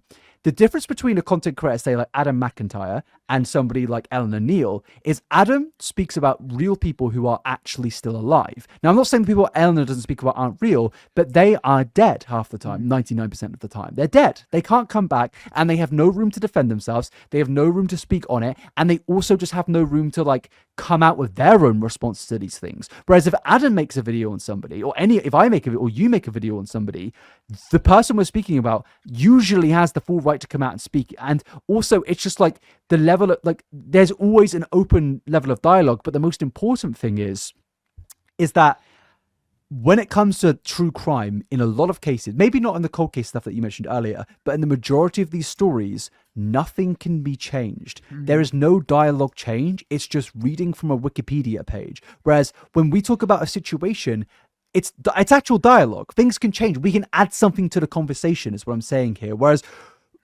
9 times out of 10, when it comes to a case of where somebody's been murdered with any channel, it's like very difficult to add to that conversation. You know what I'm saying? Like, it's like very difficult to change anything. And it's like, all you're really doing for the most part is reading a Wikipedia page and making $20,000 off it. And you're probably going to get a lot of things wrong. And that's like, the more I think about it, the more I don't enjoy the genre. And some will say, how about Netflix doing their true crime things? The differences between Netflix and somebody like, I don't know, Eleanor Neale, Rotten Mango, is if Rotten Mango gets something wrong in her video, that video can stay up and there usually is no legal issues. Whereas if a TV network put up a story getting everything, I'm not saying Roland Mango gets everything wrong, but just I've seen true crime channels that do. If they get everything wrong, there's rarely any repercussions. Their video's still up, it's still sponsored, it still makes money. Whereas if a TV network puts up a documentary getting everything wrong, there is a high, not all cases, but there's a high chance that they will be sued. The person who's hosting that show or that news story, the news anchor, will be kicked off. They'll put out an apology, stuff like that. There's consequences. Whereas for YouTubers, there really isn't. And I feel like when you're dealing with these serious fucking things, not every like form of commentary, but true crime, you need to get things right, and there needs to be consequences if you don't get them right. Yeah. Yeah. I think that's a good point, man. It's one of those things that, cause I think about the same thing. Cause I do enjoy watching like the Netflix documentaries about whatever, you know, the docuseries or whatever. And like, you know, we talked about that whole catfish thing and like how crazy that was. But again, a big difference too with those is that, and I mean, those aren't even perfect, right? Cause there was people that came out and said that yada, yada, yada, they felt this way, but they are at least interviewing people that are involved. And like there's most of the time there's that aspect where there's someone that is at least involved in what was going on. Like I think about the recent, I mean, everyone's talking about that P. Diddy documentary that 50 Cent helped produce or whatever, right? There were so many people that were directly affected that were sharing their experience. And it's not just reading a Wikipedia page. It adds something to the conversation. Yeah. And so I think I can understand someone being like, well, what about this? And I mean, that's fair, but I think a lot of times if we're talking about the majority of YouTube videos are not doing what the majority of actual documentaries that are on these streaming platforms are doing, which is getting contact with actual people that were involved and maybe even interviewing them on camera and them telling their side of the story. It's a little bit different than like you're saying, which a lot of times probably is people just kind of reading a Wikipedia article, and you know, God knows Wikipedia is not the most accurate at times. You know what I mean? It's basically one step away from just like putting it in Chat GPT and just reading whatever that says. You know what I mean? It's a lot of times it's not very different. Yeah, 100%, man. I know, by the way, I'm not defending Netflix here. I was very critical of that Unknown Number documentary, but at the same time, it isn't all like the story wasn't necessarily 100% wrong. It was like a lot was left out, and I was critical almost of how they handled the story in terms of like they didn't criticize her enough, in my opinion, in some cases. So don't get me wrong, Netflix but like what you said, right? There were a lot of people that came out and talked about it. That's exactly what's happening here. It's just, I think there's more of a case where people are like, this is, you know, it feels a little bit more weird compared to... You can have open conversation. Yeah. Whereas with a dead person, you really can't. Yeah. Because you can't change the past, you can't change the story. And like I don't think that the genre needs to go, but I definitely think there needs to be just like more care put into it. And that's why I mentioned Rodham Mango earlier, because I can appreciate that she clearly puts more care and effort into her videos. Whether it is a content farm or not, I visibly can see effort put into it. But in regards to like a lot of other channels out there, it's not really that level, and that's a big reason to why I said Amberlynn again. Eleanor gets criticism. It's because people say that she gets a lot wrong in her stories. It was what Mika's Rhetoric did a video on her about a year or two ago, basically criticizing the fact that she did I think 2 videos going through the fact that Eleanor got a lot of stories wrong, and the family said, I've been a hater, bro. I've been a hater. Mika's a day one hater. Like let me pull this shit up. Hold on. You know when you dislike somebody. I've been ready for this, dude. You know when you dislike someone and then one day everyone dislikes that person. It's like finally, yeah. Yeah. So where is it? Mika's Rhetoric. Eleanor. Yeah. There we go. 3 years ago. She's on that shit, man. 3 and 2 years ago. Like she was what does she go through here? So introduction, the joy. So yeah, these were basically situations of where I think she got a lot wrong, and the families basically called out Eleanor. And you can see all the comments here saying this aged wonderfully. Yeah, dude. Hey, shout out to Mika, I guess. You know, good on her. Yeah, she does good work for sure. But yeah, like going back to it, I think people get very like upset when you criticize true crime, because naturally a lot of people watch true crime, and I should say I also have I enjoy it here and there if it's done right. I think it's fine to consume and also criticize the genre at the same time. Like I think a lot of people out there need to realize it's okay to criticize the things that you consume out there. Like I make commentary videos, but I think that the genre could be a lot better in some situations. Like half the genre now, I remember when I first started doing commentary, and dude, it was like fucking military service at some points. Like there were like it was like content police everywhere. Like, have you repeated yourself in your video today? Well, we're going to like make an entire video criticizing the fact that you've repeated. That's what 2017 YouTube was like for like my form of commentary. People would police if you repeated yourself, whereas now it's almost just gone the complete opposite direction of where it is just the sloppiest slop possible. And I don't have a necessary problem with that, but I'm saying that there are obviously issues in every single genre. But with true crime, due to what it is, I think it needs to be handled more than most genres. Better. Mm-hmm. Yeah. I think that it's one of those things where the cracks are a little bit more important just because of what's being talked about, and what's being dealt with. So, yeah. Now, in regards to our tour, as we saw, it's going ahead. It's sold out. Are you gonna go? yeah, I'm totally. I bought one of those tickets for sure. I am really interested to know what's actually going to happen at this tour because, so you bought a ticket and a mustache, didn't you? Yeah. But the thing is, though, I remember when it got announced, and I was going to DM Eleanor being like, "Yo, can I get a +1?" But I didn't. I was at my spidey senses. The hair went up at the back of my neck, being like, "Don't do that, man. If you get recorded at one of those shows, it's going to be like getting recorded on Epstein Island." Maybe not. That's too far. We need. I'm not sure if you. I'm not sure if you've seen. There's this woman that makes videos going to events. I think it's Swell Entertainment is her YouTube, where she'll go to she went to VidCon. She'll go to all these different things and make a video about her event. She needs to go.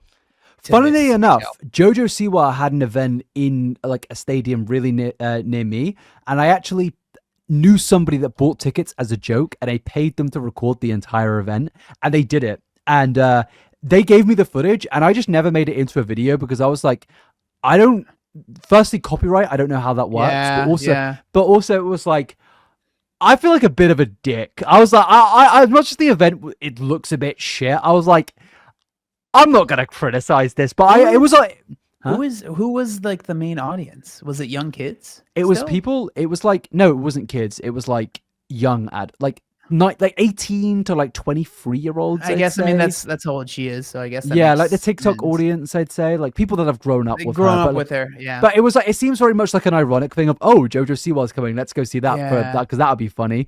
And I would have been in that category. But I think at this point, I would definitely get fucking thrown out 100%. And also, I'd feel like a fucking weirdo, man. Who's the old guy? Yeah, who's the old dude? There's a crowd of 95% women there. Yeah. And then all the others are just people's boyfriends, and there's just this one random lone guy just sat in the crowd recording with his fucking big Sony camera. It wouldn't look good, man. It wouldn't look good. Yeah. But no, I didn't do a video, but I like those style of videos. That's why I asked my friend to do it. I was like, oh, you're already going. You may as well record it for me. I'll give you some money. But no, I'm probably not gonna. But I would like to see the footage for Eleanor's show because I'm genuinely curious to what it's gonna be. Is there gonna be fun games? Is it gonna be an investigation? Because right now it's talking about going over real cases, which firstly, I don't know how do you do that in real life? You have 3,000 people sat in front of you, and it's right, time to talk about this person who had their fucking eyes gouged out. How does that work? I assume it's going to be some sort of talking about things and then hearing what people are saying, what they have to say. You know what I mean? I can see the appeal if you are someone that is interested in that stuff, but not for me. But I can see the appeal of wanting. Again, it's I think a big part of it is community. We as humans, we look for that, and so looking for people that are interested in the same thing. It's just kind of a the thing you're interested in is a little different. I get that, but it's I'm more just confused of how it's going to work. It's where how because we spoke about in the last episode of maybe they'll do it as they'll have a fake case or something like that. That would be a lot more interesting of having fake cases, the audience work out and stuff like that. Almost like a pantomime. Do you guys have pantomimes in the US? Maybe. I don't know what that is though. That's crazy. I had a smaller YouTuber DM. That sounds really condescending, but I had a YouTuber who they make content very much like your style content. I'll get their channel up. They DM'd me earlier. And they were speaking to me about how they've been doing streams of Americans, and they find it fascinating that that Americans just don't I mentioned Jimmy Savile last week, and you had no idea who that is. It's like the UK version of Epstein, and the fact you don't know who that is to me is insane because everyone knows who it is, and it's the Robbie Williams thing. I think is the best example of it. Of Robbie Williams had that bio. You know who Robbie Williams is, right? No, I don't think so. You saw the monkey biopic, right? No, which one? You know, there was a biopic film that came out, and it was about a British guy, and it was played by a monkey. Sounds so dumb. I have no idea what you're talking about. Oh, okay. People in the audience will know. There's a really Robbie Williams growing up in the UK. I thought this guy was like, I mean, who's like the biggest artist in the world? Who would you say? You know, Taylor Swift. I thought he was like. Never heard of her. No, I'm just kidding. I thought he was like our Taylor Swift, pretty much. Yeah. And I thought everyone knows Robbie Williams. Like, 'cause in the UK, he sounds out stadiums which are like 90,000 capacity stadium. He will sell that shit out, but no one knows it about him outside of the UK. Mm-hmm. And this YouTuber, what's her name? Let me get it up. She mentioned me about it. I just wanted to show her because she also said that she watched the podcast, and when somebody DMs me who's actually a content creator saying they've watched our stuff, I'm like, that motivates me more to do stuff. But I thought that I saw her channel and I was like, you're like a little John. Oh, okay. Yeah, it's like it's she said, she told me very much like inspired by like your style of content and stuff like that. So shout out, man. Fucking 3 months and 12k subs. I was impressed. Yeah, but I thought I'd bring that up just because it was funny. But yeah, shout out to our friend of the channel, Lot Lifts. But yeah, have you ever heard? No, I haven't. But I'm gonna check it out now. Yeah, I'm gonna check it out. What was we saying? Oh yeah, back onto the true crime thing. We'll kind of wrap it up there. Yeah, in general, don't have any problems with Eleanor. I have a problem with the tour. I think it is very, very weird. Just because it just could be done better. If it was fictional, like based on a fictional thing, fine with that. How it is, odd. And the response, I actually don't think we finished the entire response. Now I think about it. Let me go back to the video. There was a response? What are you talking about? Hold on, let me pull this up. Mika's rhetoric.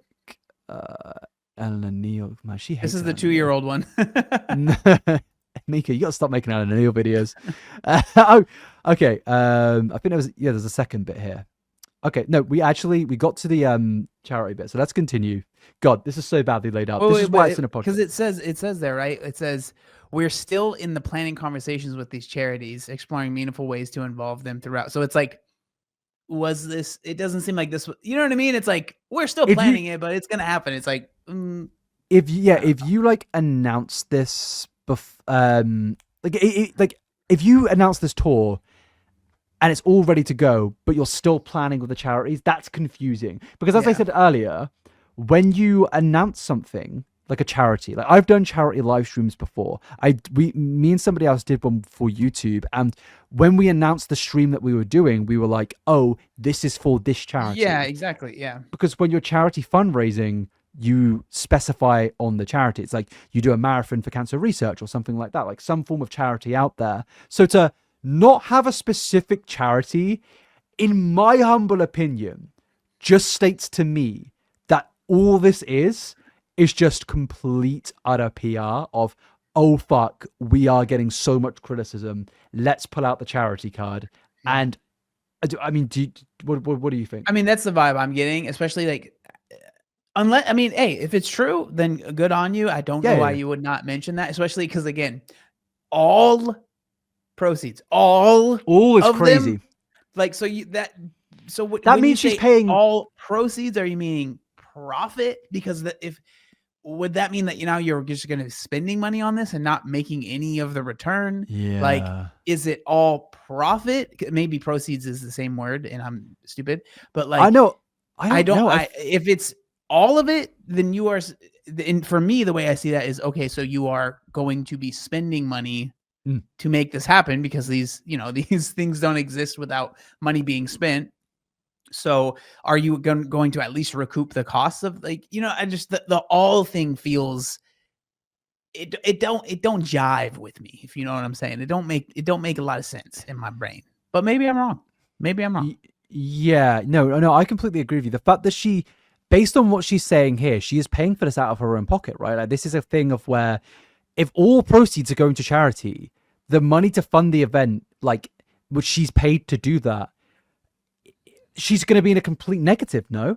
So, like, again, as I mentioned earlier, if you're doing something like this, that's such a big commitment. Like, I don't know how many shows she's putting on, but to do that amount of shows and to then give away all the money and to not mention it beforehand. But also at the same time, I think the biggest thing here is if you're giving away 100% of all proceeds, but you don't have a charity named yet, that doesn't make sense. Yeah. Like I've done like YouTube live streams where all of the proceeds were donated, but again, it was literally me sitting here and just doing a live stream and like raising money. But again, even with that, we worked on this for months before you know what I mean? Before the live stream even happened. And I was in contact with, it was with the American Heart Association. I was in contact with them for a long time to make sure, you know what I mean? It wasn't just like oh yeah, we're going to be raising money for, I don't know, someone. Yeah, no, that makes no charity fundraiser ever fucking works like that. Realistically, how many times have you heard somebody say, I'm doing an ultra marathon and I'm doing it for charity? And they'll be like, oh, what charity are you doing it for? It's like, well, I don't fucking know. Like, mate, just give me the money. Just give me the money. I'll figure it out. We'll get there in the end. Don't put the pressure on me, guys. We'll get there. It doesn't make any fucking sense. Like it to me, it just seems like bullshit. Like the more I think about it, it does just seem like bullshit. And I'm not saying it definitely is. I legally have to say that. We live in the same country. She could sue me for defamation. But it just feels weird. It says, in supporting those affected by violence and abuse, we're still in planning conversations with these charities, exploring meaningful ways to involve them throughout, but I'll be able to tell you more about our specific collaboration plans soon. Again, no mention of this in the announcement or anything. I feel like you would have announced it in the announcement if you were going to do it all for charity, especially 100%. There's a lot of money that goes into these tours, man.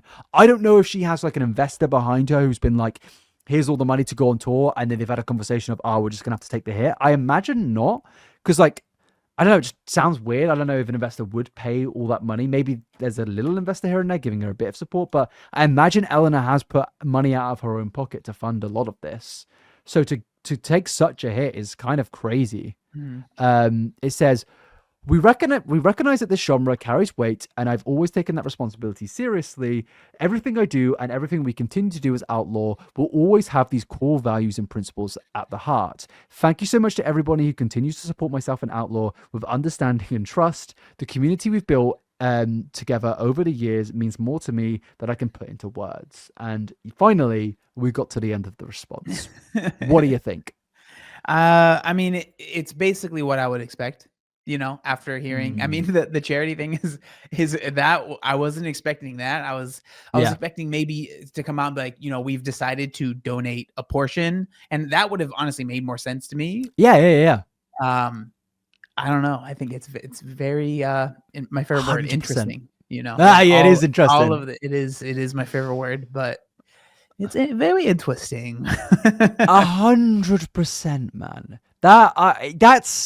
That's weird. Like that, I don't know, man. Because like, even as you said, surely you would just do a portion if you're trying to get some PR back. Like, but 100%, like, there's almost a part of me. It's like, is this thing just really badly organized? And it was maybe meant to be a charity even from the beginning. Maybe I'm being too charitable in even suggesting that, but I don't know, man. I've never seen somebody go through controversy where they're doing a big investment like going on tour and then just giving away all of the money without announcing the charity. Exactly. Yeah.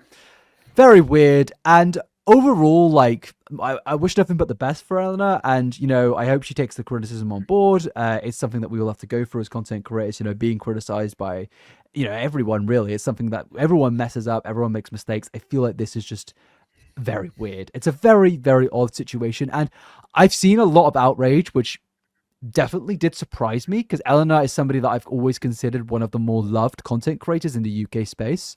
So to see, it almost felt like there was a lot of people waiting for something, which like, I'm not saying it's like a manipulative thing. I think people were just like, I think people become tired of her content because of like the things we saw with like the brand deal and stuff like that. And the podcast format, which she changed to last year, add it all together, it's like a mix of a perfect storm, you know? I think if there wasn't all of the stuff from last year and add sponsor issues and stuff like that, I think this would be a controversy, but I think people would be like, well, she's not done anything bad so far. let's just let it go. But yeah, I think that's kind of my thoughts wrapped up on it. Again, before we end that topic, don't have a problem with the entire genre of true crime. Just think it could be done a bit better. But Same. Yeah. So let's move on to, I know you want to talk about a certain co-host. Well, I mean, I just feel like we should have a little bit of an update. So, as far as Amberlynn Reid, okay, you guys have heard her name a couple times already. We thought she was gone. We really did. Like, there was a part of me that was like, this thing is over. No, but it's I gotten never worse. thought that. I never. I thought did. that. I never You thought know that. better than me. You know better than me, man. I thought, fucking hell, man. She's gone into the sunlight and into the sunlight. That would be bad. She's gone into the sunset. Yeah. And she's done. I can't say that I am that surprised. I genuinely was like, oh, okay, I think she actually might be done for a few months, right? Because she was saying she was going to come back in February, but apparently that has all gone out the window because she has decided to join Lolcow. Was it Lolcow Bus? Is that the one? Lolcow Bus. Let's pull this shit up. Yeah, pull up the vid. Pull up the vid, brother. So this is the thing that's happening in about 10 minutes, but is there another Lolcow? Yeah, go to her profile and we can look at the video at least, because I think that'll be at least a little bit helpful. Okay, let me just pull it up. Amberlynn Reid. Okay. I think it's the most recent short. Can you see this? Right there. Yep. Okay. Okay, you guys, I know I look like a hot mess, but I am coming back to YouTube January 1st. Do not forget, subscribe to Lolcow Bus. It's so sad, dude. man. It's just like, why are you doing this to yourself? Because, okay, so I guess like a little bit, if people don't really understand what this is. So Lolcow Bus, or the whole, this whole thing is owned by Keemstar. That man, which is crazy. He's still around, dude. He's a fucking genius, by the way. He realized that there's like Lolcow, like people make videos on Lolcows. People make like documentaries on Lolcows. This guy was like, I'm just gonna get them all in a fucking room. Yes. That's so dumb, man. Because I know they have the most. I think the biggest show is with Boogie and I think Wings of Redemption. And Wings. I think Wings isn't there anymore. Sorry to okay. But no. I don't really know. I know that Boogie's on one of them, and I think that's like what started it. I think. Yeah. And there's like branching different shows that are under the umbrella of the Lolcow. I forget that there's a whole. There's like a cinematic universe. What's the name of the main one? The main podcast. Lolcow Live. Lolcow Live. Okay, so that's like the main one. And then there's like these branching ones, and apparently Amberlynn Reid is joining this new one. But the thing is like, okay, so let's finish the video, because there are some points that I'm going to make after. Let's just finish it. I'm going to be a host on there. I'm so excited. Starts January 1st. Okay, subscribe so you do not miss it. How much is she being? Sorry, but how much is she being paid? Do you think? I assume it must be enough to want to go through this, right? Because like public humiliation. Yeah, that's what this is. Like it's literally signing yourself up to be humiliated publicly, and it's not even like oh, you're just saying that, bro. She's already gone on one of these. I think she went on this podcast or another one where they were live, and she went on, and then someone came in, because basically the way that they do it is they have like the main people that are always there, hosts, I guess you could call them, right? And then it's like anyone can kind of join, not anyone, but anyone that's part of the show can join, and they just argue. And so she went on this thing, this other person, I think her name was Roxy, went on, and they started bickering back and forth, and Amberlynn Reid was crying already, okay? Already crying.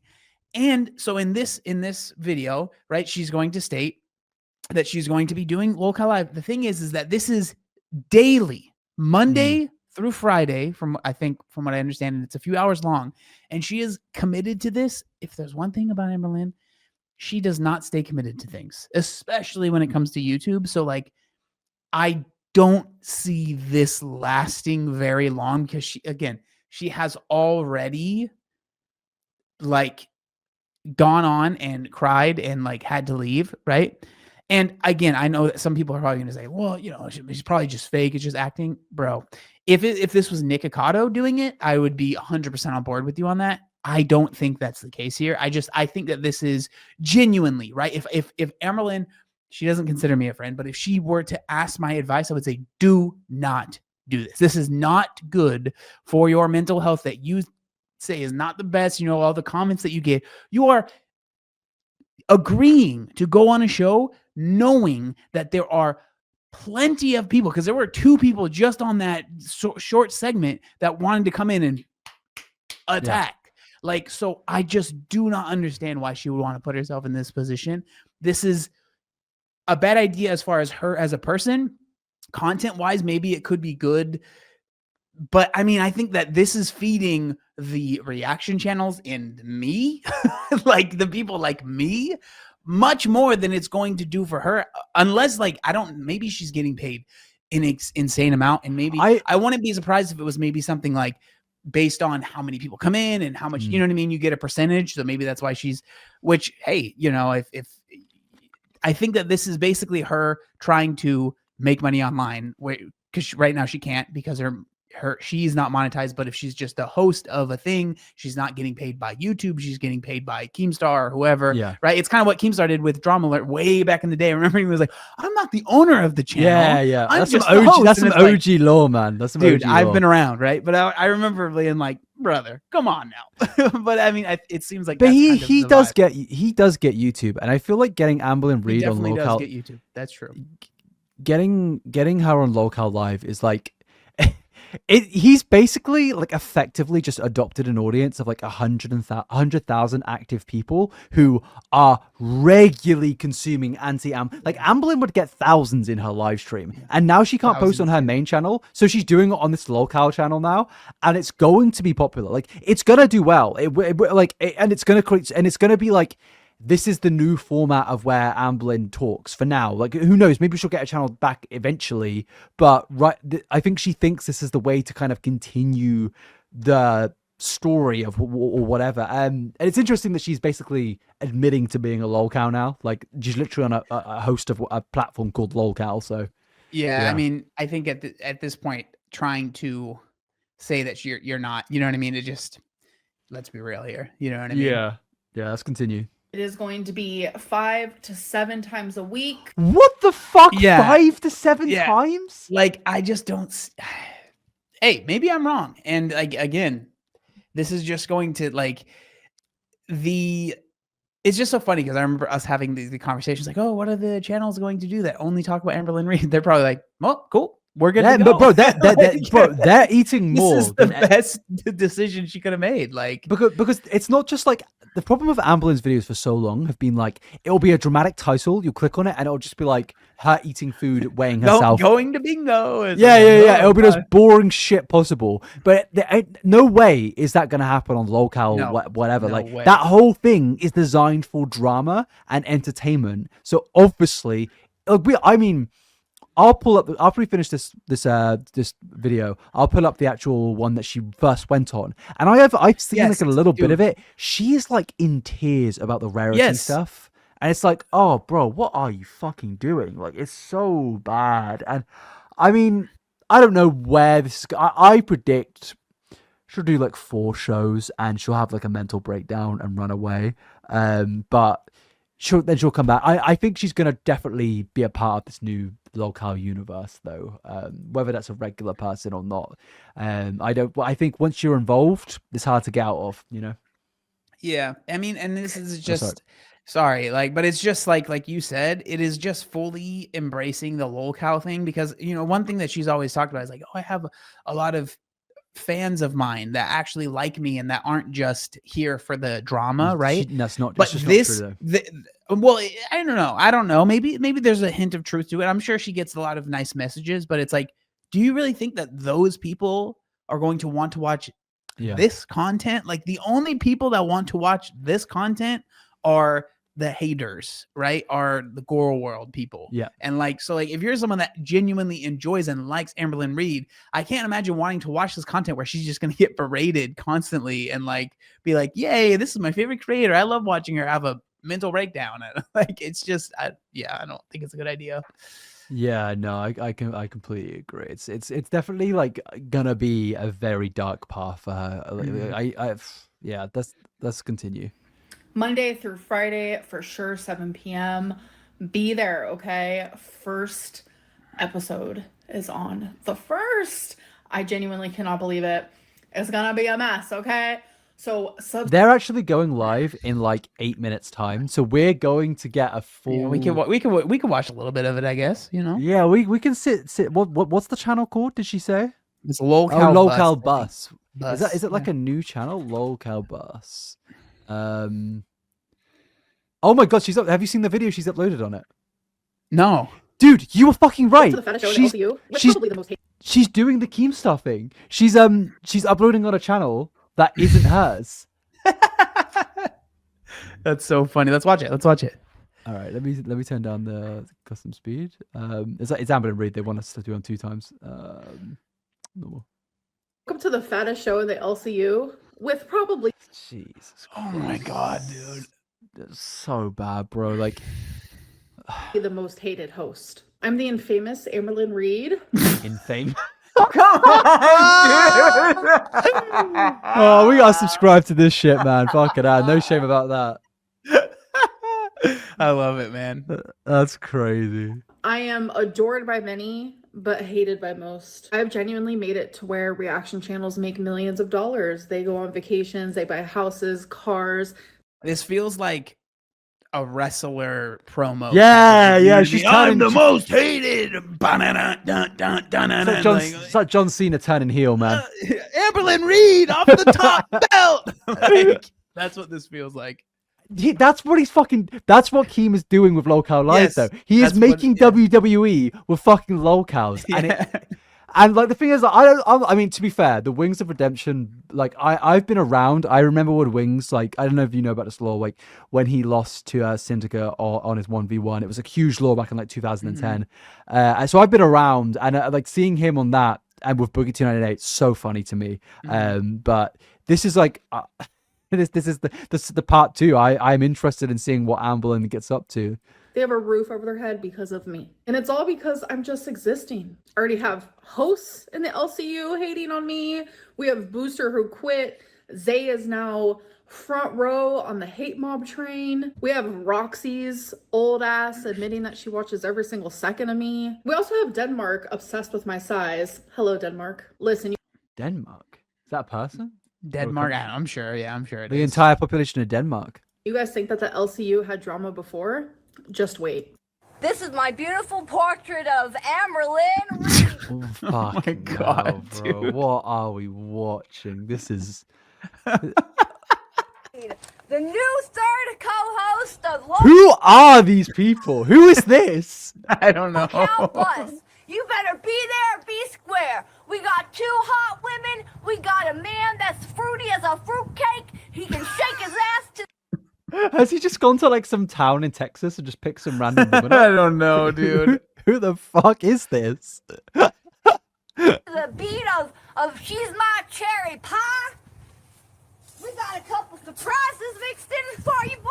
Alright, let's not see that. Fucking hell. Jeez. Alright, who's this guy? Tomorrow night at 8 p.m., Lolcow Bus makes its return in prime time, starting off the new year with a bang. We've got the one and only Amberlynn Reid. It really is This WWE. wrestling. I 100% watches WWE for sure, without a doubt. This is the He is brokest. still sad John Cena is done wrestling. So am I, to be fair. This is the brokest behavior I've seen in my life, Amberlynn. it took us 6 cuts to make a 45-second video. Infamous, dude. Do you know Insane what, though? There was this, like, YouTuber, I can't remember who, I think they were, like, French, and they made an entire video, basically, like, not defending Amberlynn, but, like, no, they were kind of defending Amberlynn, and, like, do you feel like they see this and they're like, for fuck's sake, Amberlynn? They have to be like, well, never again. I tried my best. because like I feel like there's probably like a point there of Amberlynn obviously being a victim at the very beginning of it, like a victim of the algorithm. But she's leaned into it completely, man. Completely. yeah. Oh, 3,000 live viewers. Man. Yeah, that's crazy. Jones cash cow, ETX cash cow, fucking Phantom with the 10 bomb. Dude, I can't That's even read the that's Angry why. Days That's Ban why. World, Harrison Ban World, Kinsey Cash Cow, Wendell Ban World, Murgle Flesh, and Tiffany Hanukkah. Welcome to Cash Cow. Why did it fart for the one? Why did it fart? Oh Let's my play the song. God. Jin, welcome to Ban World. My God, you guys, this is crazy. This is so popular. It's going to get 4,000 live viewers. And it's because of what I said earlier. Keem clearly saw there's an audience of 100,000 people that now have nowhere to go to watch this person. And is she wearing a crown? She is. She's fully leaned into it then. Yeah. What is going on, everybody? So you got a little cut off there, Amber. I want you to introduce yourself. Welcome to go. Lolcow All right, let's hear Universe. it. We are actually so happy to have you here. Yes, ma'am. I don't even know how I got here, to be honest. So I for know. those of you who don't know about me, on. it was back in like 2013. I'm just sitting there watching all these weight loss YouTubers, and I was like, Welcome back, I need Lolcow that to Buzz. be me. Have a good show, Street, Scooter, and ALR. Scooter, your face God. makes me want to throw up. Vomiting face emoji. Is this even watchable? I mean, I assume it's gonna be like that probably for a while for sure. Yeah, Because like yeah. that's the thing, man. That's why It's it making works. money. That's why that's why people will pay money to say what you know what I mean. That's just how it works. Yeah. But I'm very curious to see like, you know, because right now it's like we're all hanging out but like these shows, the whole point of them is for people to argue and like so. 5 see. days a week though. That seems like what do they That's do? gnarly, dude. I have no idea. I can't say I've ever really watched any of these before until now. So Yeah. She's saying here. We'll pause off in a second. Like, Scooter, we you need- look like you got hit in the face with a bunch of diamonds. She's already getting mad. I did. I did. Okay. Sorry. No, and I understand, Amberlynn. Like I understand. You know this is gonna happen though. Like just don't worry about it too much. Let's have a fun show. That's why you want to be on Bus. This is the fun show. We're You gonna should have put a good messages in the time. All chat. right. Bus wouldn't ma'am. even be back if it wasn't for me. So let's start there. Can we please ban the people who say animal killer? Because that's We're- not. We're not down on I don't see no welcome to animal we're killer not gonna- yet. She looks upset already. oh my god, dude. I don't know if this is a plan. Like this is Yeah, gonna be we're- okay. She's. Yeah. Sorry, I didn't mean to quick play there. I It mean, looks it's just like she keeps talking about. Oh, I don't want people to say animal killer, but it's like when you say that, that's just going to get people to say it more. I don't know, man. She's good at rage Guys, baiting. chill with that shit. Seriously, let's chill with that. Let's Yeah. give her a warm welcome. Like, let's take it a little easy, okay, guys? We don't Is she have gonna to freak cry out already? like this. I'm trying to free the Greys because I love the Greys, but you guys are acting up right now. No, don't. She's shaking her watch. She wants to know if it's over. She said, "How do I get out of here, Can I dude?" clock out? Oh my god, man. Okay, what she said. Fucking pissed off because Okay. it's not okay. Okay. You're supposed to be my host. You're supposed to be on my side, not theirs. This I is so am on your fake. side, Nobody's but- on Yeah, I their mean, side. right now, it definitely seems like a little, scripted, kind of like, Yeah. Well, we'll have to check. Next episode, I'm sure we'll have some great up there. They're giving out like 4,500 people though. That's That's why. crazy. That's why. bigger than Lolcow Live. I'm pretty sure, like in terms of like numbers, because Mm. that's the numbers she'd get on her live streams. And like, I think if I fired a live stream up on my main channel, I probably would. I mean, They what? put members only mode on. They're smart. Look at the donations, man. Look at those donations. It's coming crazy, in. dude. Yeah. Yeah, so wild, dude. I mean, I get why they're doing it, but how long does it last? How long do you reckon? Yeah, we'll see. I don't know. I don't want to make an assumption because I mean that whatever. I guess I have to, right? I would be surprised if it went longer than a month. That's where Yeah, I think that maybe a week definitely could happen, but I think I would be surprised if a month happened. I'm gonna give it about 30 minutes until she starts crying as well on this episode. I mean, it's great for like content. I mean, there's a lot. I mean, I don't know if I'm gonna make another long video on Amberlynn. I think honestly, there's a part of me that's like, do I just start like farming on my second channel Amberlynn Reid content? Because like it does well. And it's like, it almost is funny just to fucking laugh at now. Like, I'm gonna be real, like trying to take Amberlynn Reid serious now just feel like, even like in my, it just feels impossible. You know what I mean? Yeah. And like I try, man, like with my videos, I try to give her the benefit of the doubt as much as I can. Right. But at some point it's like, okay, especially with this, like, I think what I was seeing there, right, with that stream just now is that it feels like right now it's like they probably had some conversations in the back, like, hey, this is what it's going to be like. You can kind of go at me. I think his name was Scooter, right? You can go at me and get mad at me and we can play it off. But I think like once that thing kind of ends, and then like the other, because again, there's other people that come on to these shows and they have these, you know, they have these arguments and stuff. Like once that stuff actually starts happening, I think that's when it gets real. Right now, it seems like it's kind of like, you know, this was kind of planned this way. Yeah. You know? So. I know though that the reaction streamers out there, like the Jordans and stuff like that, they're just like, fuck me. You. Yeah. They thought it was over, but it's actually like, it's not just a sequel, but they're getting 5 days a week of content.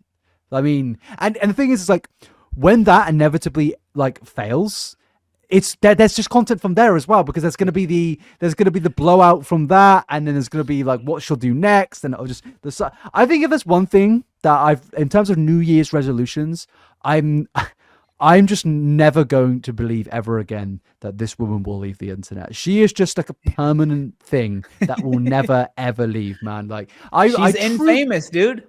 She's infamous, baby. And I'm grateful that she's. We need to make shirts. Infamous. The infamous podcast. Bro, I'm just grateful that she's put a roof over my head, let me go on my holidays and stuff like that. Like, I'm very grateful. I actually made a lot of Amberlynn videos last year, so she actually probably did help me in some cases. I mean, same. I can't say anything, you know, there. So yeah, and it's like. The only thing that I'm thinking with her doing 5 a week, is it going to get to Nick Ocado points of, you know how Nick Ocado and All In would fake so much? Are they going to start faking things? Because at least with like Amberlynn, a lot of it is like authentic in the sense of like she actually, her emotions in her videos were real. Like she, like, not like she doesn't lie about things or try to cause drama, but like when she's upset, she's actually upset. But when she's upset in this, is it going to be her like acting? That's what I'm saying. Yeah, no, it's definitely. I'm very curious, because that's one thing I've always said about Amberlynn, right? Is that like when I talk about Nick Ocado, I was like, it always felt like it, like, you know, we're talking about the wrestling thing, right? Like it always felt like kind of like talking about a wrestler. It just felt pointless, right? It was like fake, it's not real. But with Amberlynn, it always felt like she would do stuff and it was like, it genuinely felt like that's what she thought was the right thing to do, or she was trying to do the right thing, or like just being genuine, not saying it was good, but it was like her genuinely trying to do something, right? Yeah. This, at least from what I was just seeing, the start of that podcast felt very, or live stream felt very not that, you know what I mean? Yeah. And so I'm curious, if that's the plan, they're just going to fake it. Respectively, Amberlynn is not a good enough actress, I think, to keep that going. So I'm just curious to see when the real starts happening, what happens then, you know? I have her stream up and she keeps on doing this thing of where she like, they'll be like fake arguing and she'll just go like this. She'll hold her face, but you can't see her actual eyes or anything. And it's like, she's like already trying to fake cry. But I'm sure it'll lead to some entertaining stuff for us to talk about over the coming months. But yeah, I think we've wrapped everything up pretty nicely there. I think that's everything that we wanted to talk about today. Is there anything else that you want to go through, or are you good? No, that's it, man. I think this was fun. This was a fun podcast. Yeah, it's a good episode. A good start to the year. 3 weeks running. If we do we will do next week. But when we do next week, a full month, baby. Full month. I don't know what episode this is. I imagine we're in the 20s now. I hope so. Gotta be. By the end of the year, we'll be like what? We'll at least be to 25. 26 up. All right, everyone. Thank you so much for watching. Please subscribe. Please like this video, and we will see you next week. Bye-bye. Peace.